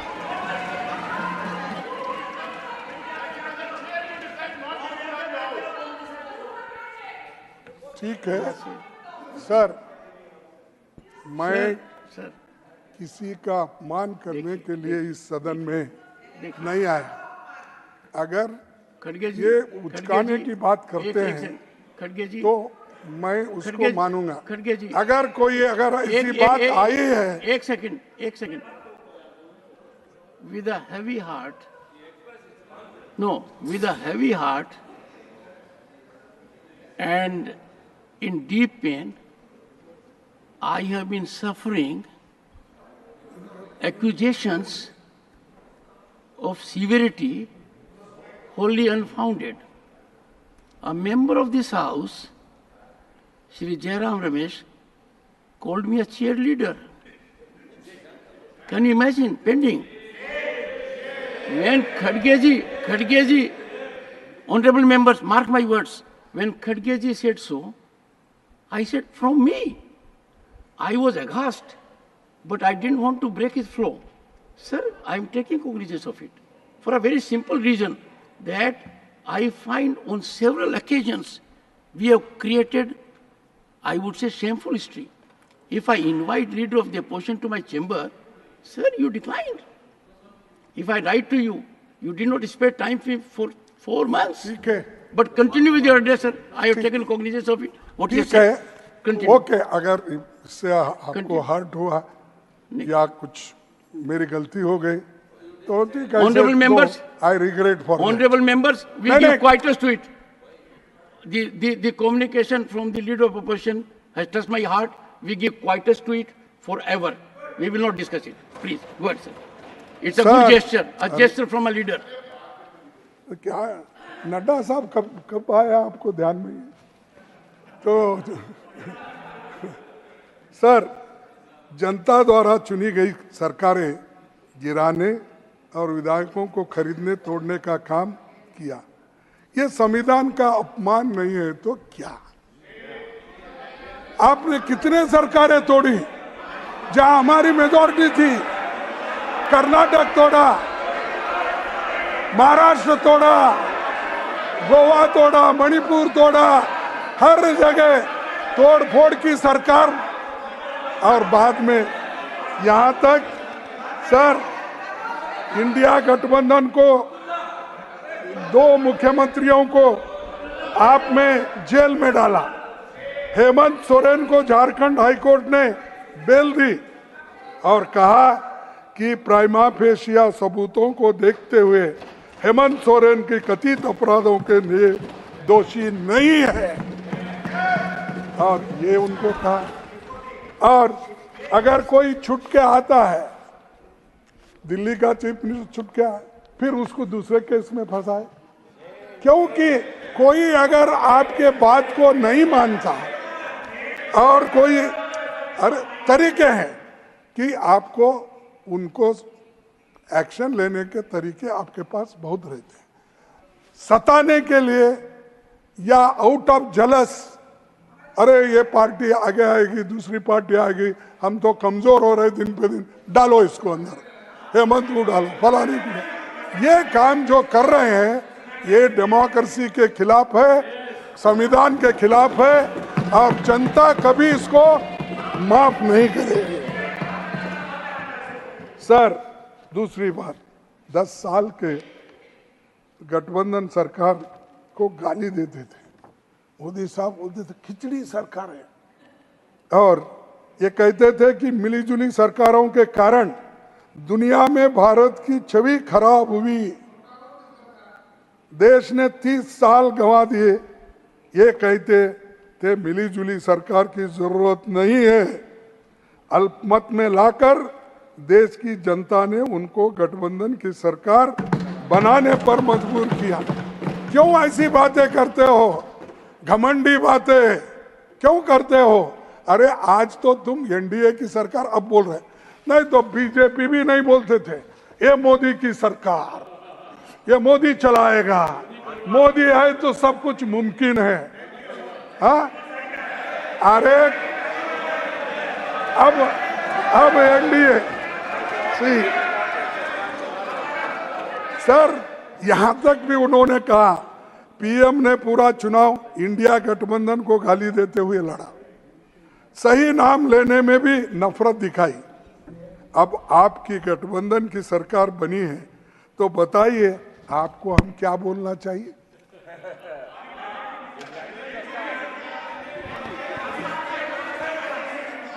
Sir, प्रधानमंत्री जी ने ढेरों चुनावी सभाओं में कहा कि पिछले 10 साल तो बस ट्रेलर था, अभी असली पिक्चर बाकी है।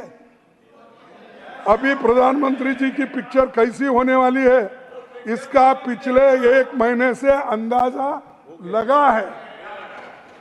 NEET page paper leak, UGC NEET paper leak, NEET under graduation रद्द, CSIR नेट रद्द, भीषण ट्रेन दुर्घटना, जम्मू कश्मीर में 3 बड़े आतंकी हमले, राम मंदिर लीक, 3 दिन में 3 हवाई अड्डों की छत टूटी, बिहार में 15 दिन में 5 पुल टूटे, टोल टैक्स बढ़ा, रुपए में ऐतिहासिक गिरावट आई, और उसके ताजा मामलों में नीट, यूजी और यूजीसी नेट में धांधली, पेपर लीक और भ्रष्टाचार के मामले सामने आए। फिर उसके बाद कहीं पेपर भी रद्द हुए। इस वजह से 30 लाख बच्चों का भविष्य तबाह और तंग हो चुका है, उसके माँ बाप परेशान है, और ऐसा ही अगर होते रहा कोई बच्चा आगे पढ़ेगा भी नहीं।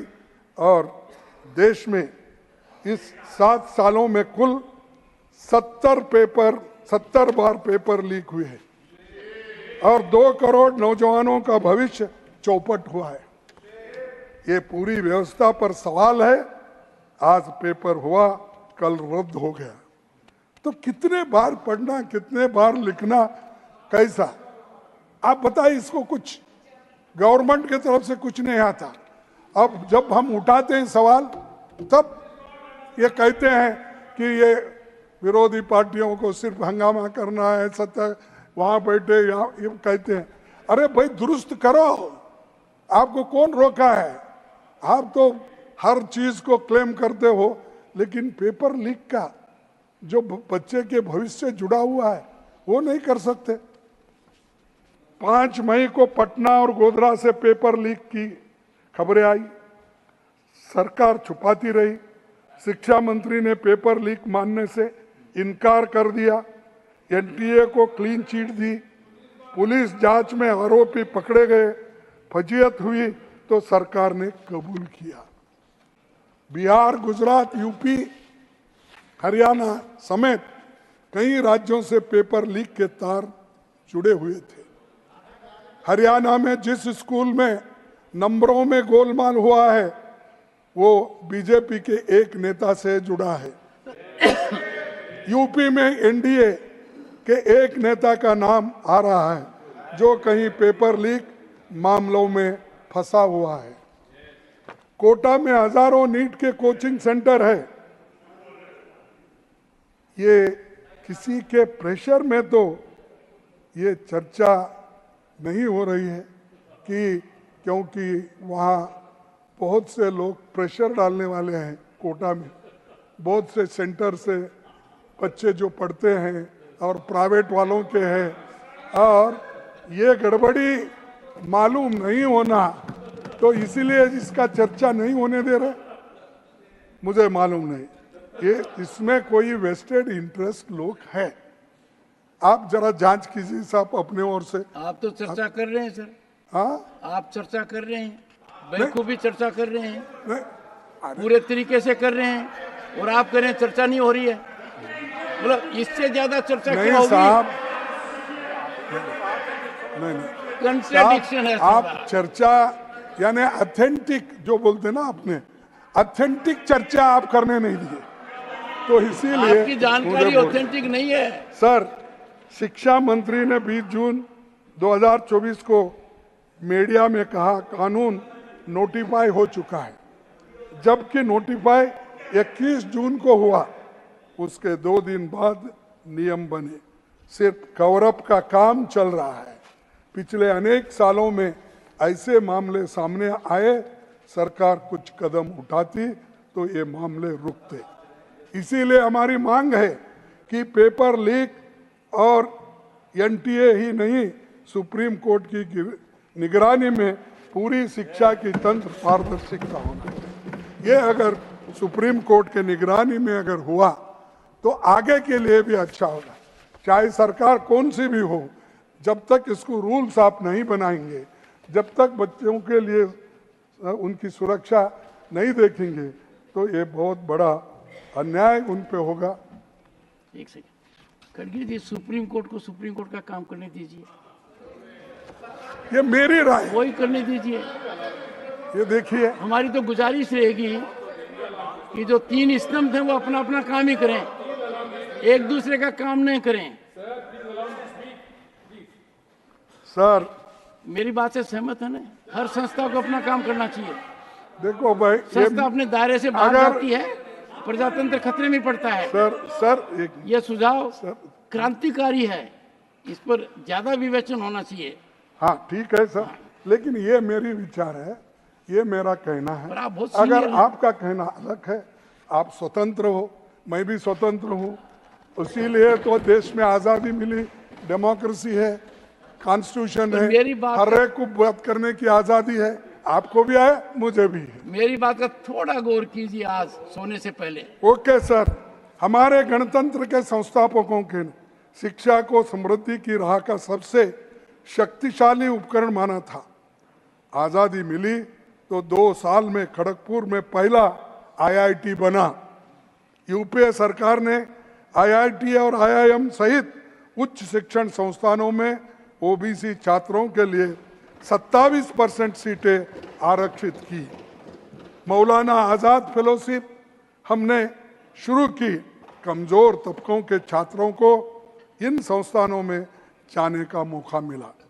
इन सब का नतीजा था कि आज दुनिया भर में भारत के डॉक्टर्स, इंजीनियर्स, साइंटिस्ट को सम्मान और नौकरी मिलती है और उनकी डिग्री की इज्जत होती है।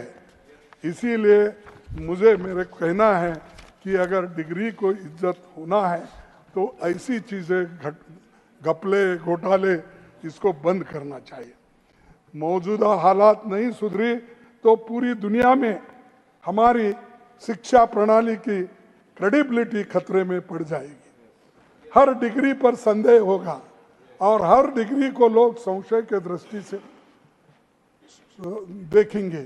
तो इसलिए इस जो 10 साल में आपने शिक्षण प्रथा भी शुरू की है, आपने बोले तो सर आप मत समझिए, सरकार को बोल रहे सर, हमारी शिक्षा प्रणाली पर 10 सालों में बीजेपी आरएसएस के लोगों ने कब्जा कर लिया है। यूनिवर्सिटीज के vice chancellors, professors, NCERT, CBSE सब में आरएसएस का कब्जा है और अच्छे विचार वालों को वहां पर कोई जगह नहीं है। खुद सर खुद मंत्री जी, दिस पार्ट खुद मंत्री जी खड़गे ji, this part will us not go विचारधारा से आते हैं। खड़गे ji, this part will not go on record. मैं कहूंगा खड़गे सीएम जी, को इसकी जिम्मेदारी माननीय खड़गे जी, लेनी चाहिए। एक बार खड़गे जी, इसको मैं एक्सपेंस भी कर रहा हूँ और क्यों कर रहा हूँ आपको बता रहा हूँ। हाँ, मैं एक्सपेंस कर रहा हूँ इस पार्ट को और क्यों कर रहा हूँ, एक्सपेंस करते? क्यों कर रहा हूँ बता रहा हूँ। क्यों? देखो साहब, नहीं मैं बता रहा हूँ। मैं बता आप रहा हूँ। अपॉइंटमेंट का लिस्ट लगे, नहीं आप देखिए, सेक्रेटरिएट में कितने भरे हैं, सुनिए, वीसी के कितने लोग हैं, किन जाति के लोग हैं, और प्रोफेसर किन जाति के हैं, सेंट्रल यूनिवर्सिटी में कितने हैं, आप लाओ लिस्ट। एक बार स्थान ग्रहण कीजिए। कोई गरीब है उसमें, स्थान कोई ग्रहण दलित कीजिए, है उसमें, स्थान ग्रहण कोई कीजिए, पिछड़ा है उसमें, आप देखिए। स्थान ग्रहण कीजिए। ये बात मैं कर रहा हूँ। आवेश में मेरे इस बात को अगर आप ठुकराते तो मेरा कोई आपका ये नहीं। क्या किसी संस्था का सदस्य होना अपराध है? क्या आप यही कर रहे हैं? आप कब्जे जैसे शब्द का उपयोग कर रहे हैं, कैसे अलाउ कर सकता हूं?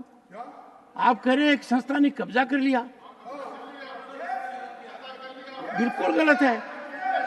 मान लो कोई व्यक्ति आरएसएस का सदस्य है,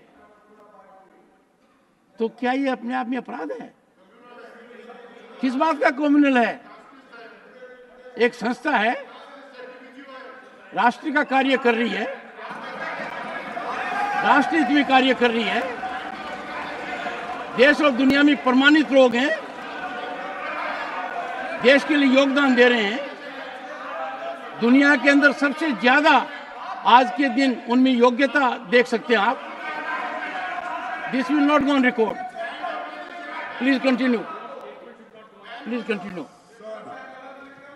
ये विचारधारा जो है देश के लिए, उनकी विचारधारा खतरनाक है, इसलिए मैं चाहता हूं ये मनुवादी है, ये मनुवादी है, इसलिए इन लोगों को यहाँ पर जगह नहीं है।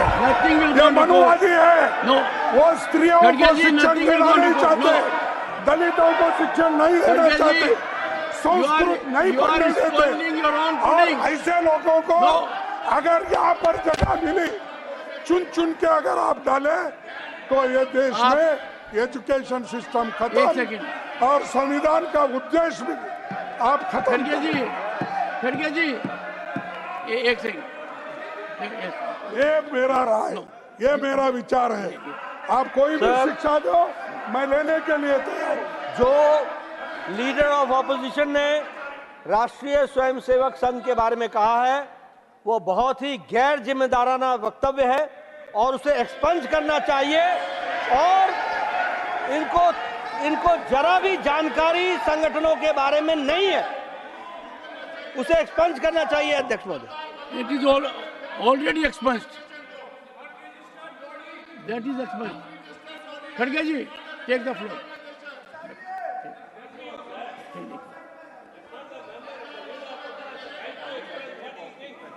No, Mr. Tiruchi Shiva, right of expression does not extend to casting aspersions, to accusations, crossing all boundaries. There is an institution serving the nation. There is format. अरे सर सुनिए, आप बोलिए। नहीं, मेरे पास नहीं है।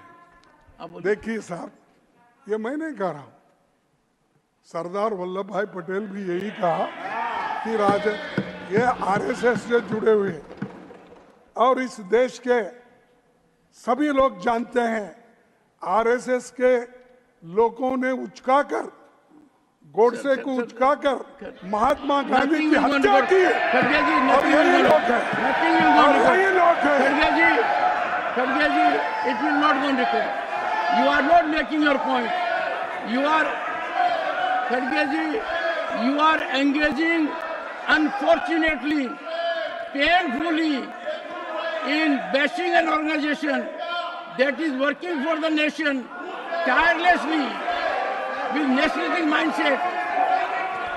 I would have expected a leader of your stature to say nothing but appreciate. As senior men, don't find yourself in chains. Where appreciation is needed, you must appreciate. Yes. Great. ये जो वक्तव्य इन्होंने दिया sir, ये निंदनीय है और ये तथ्यों से परे है और इसको एक्सपंज करना चाहिए।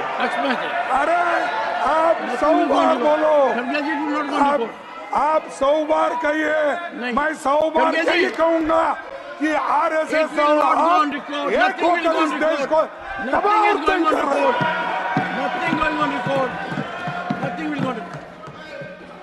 सर, अग्निवीर जैसी अनप्लान तुगलकी योजना लाकर नौजवानों का मनोबल तोड़ दिया है।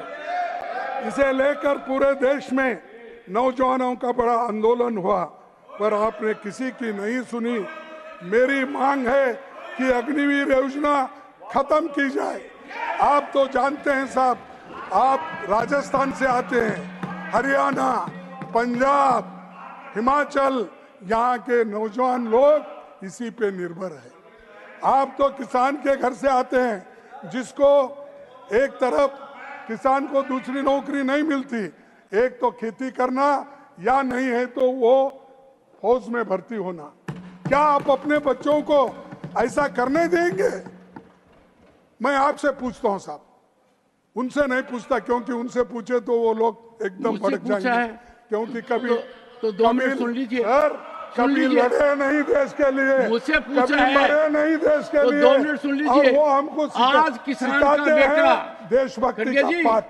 आज किसान का बेटा साइंटिस्ट है, अधिकारी है, उद्योगपति है, हमारे पार्लियामेंट भी है, हमारे संसद भी है, हमारे देश की वजह से। अर्थव्यवस्था में योगदान कर रहा है। किसान को छोटे दाने में मत देखिए। हमारे वजह से किसान के सच्चाई कैसी बनी है, किसान के सच्चाई कैसी बनेंगे तब आपको समझ में हमने आएगा। बनाया, मैं किसान का बेटा हूँ, एग्रीकल्चर मैं जानता हूँ यूनिवर्सिटीज किसान हमने आज कहाँ पर बनाया, है, किसान कितना बड़ा ग्रीन है। रेवोल्यूशन हमने लाया, मुझसे पूछा इसने व्हाइट बताया। रेवोल्यूशन हमने लाया।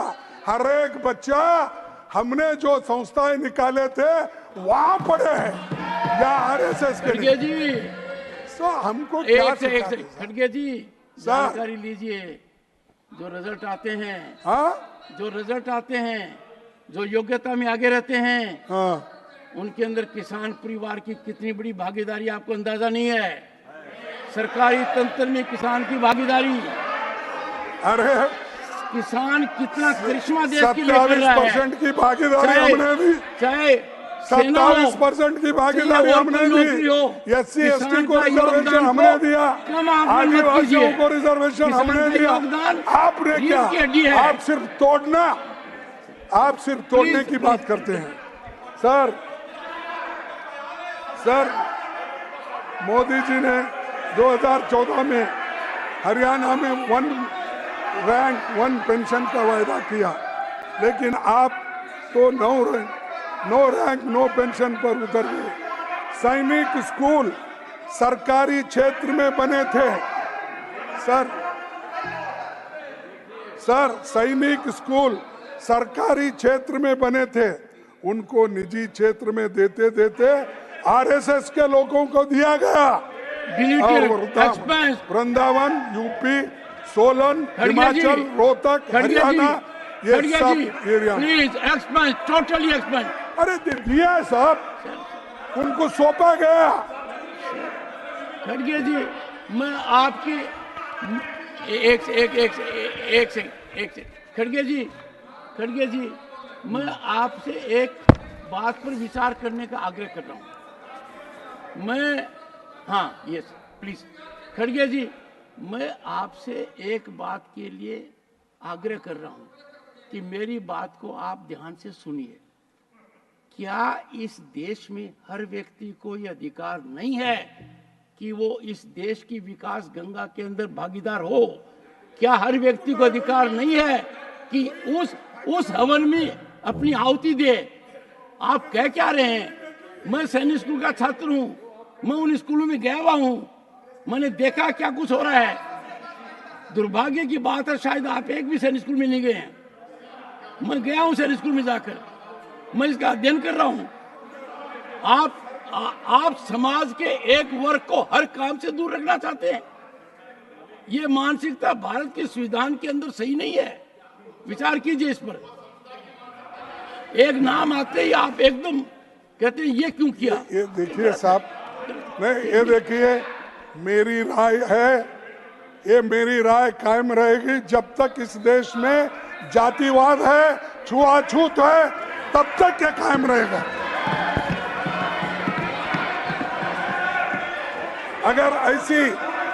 अगर ऐसी सब कुछ निजी क्षेत्र को सौंपते रहे तो गरीब, वंचित, दलित, आदिवासी, पिछड़े वर्गों से आने वाले बच्चे कहाँ पढ़ेंगे।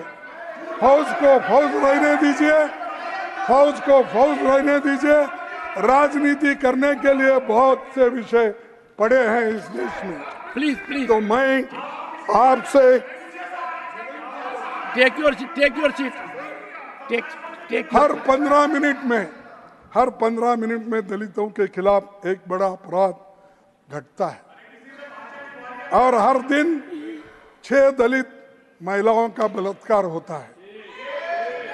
ये महज नंबर आपका इस तरह के, ये स्टैटिस्टिक, आपका इस तरह, ये महज नंबर नहीं है, ये असली लोग हैं जो सालों से भेदभाव झेलते आ रहे हैं। आज भी हालत सुधरे नहीं है। देश का ध्यान सिर्फ कुछ मामलों की तरफ खींचना चाहता हूं। जुलाई 2023 मध्य प्रदेश में बीजेपी नेता ने आदिवासी के मुंह में पेशाब कर दिया।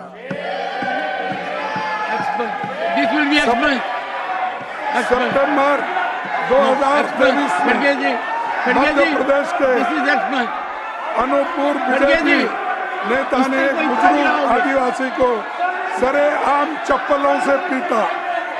2023 गुजरात के मोरबी दलित युवक को तनख्वाह मांगने के लिए लोगों ने पीटा और मुंह से सैंडल उठाने के लिए भी मजबूर किया। 2023 में मध्य प्रदेश के दमोह दुकान में पानी पीने पर दलित युवक से मारपीट। 24 में गुजरात के गांधीनगर में शादी के दौरान के दलित युवक को पीटा गया और घोड़ी से उतारा गया। यूपी के बरेली में दलित युवक को 2 होमगार्ड ने पीटा।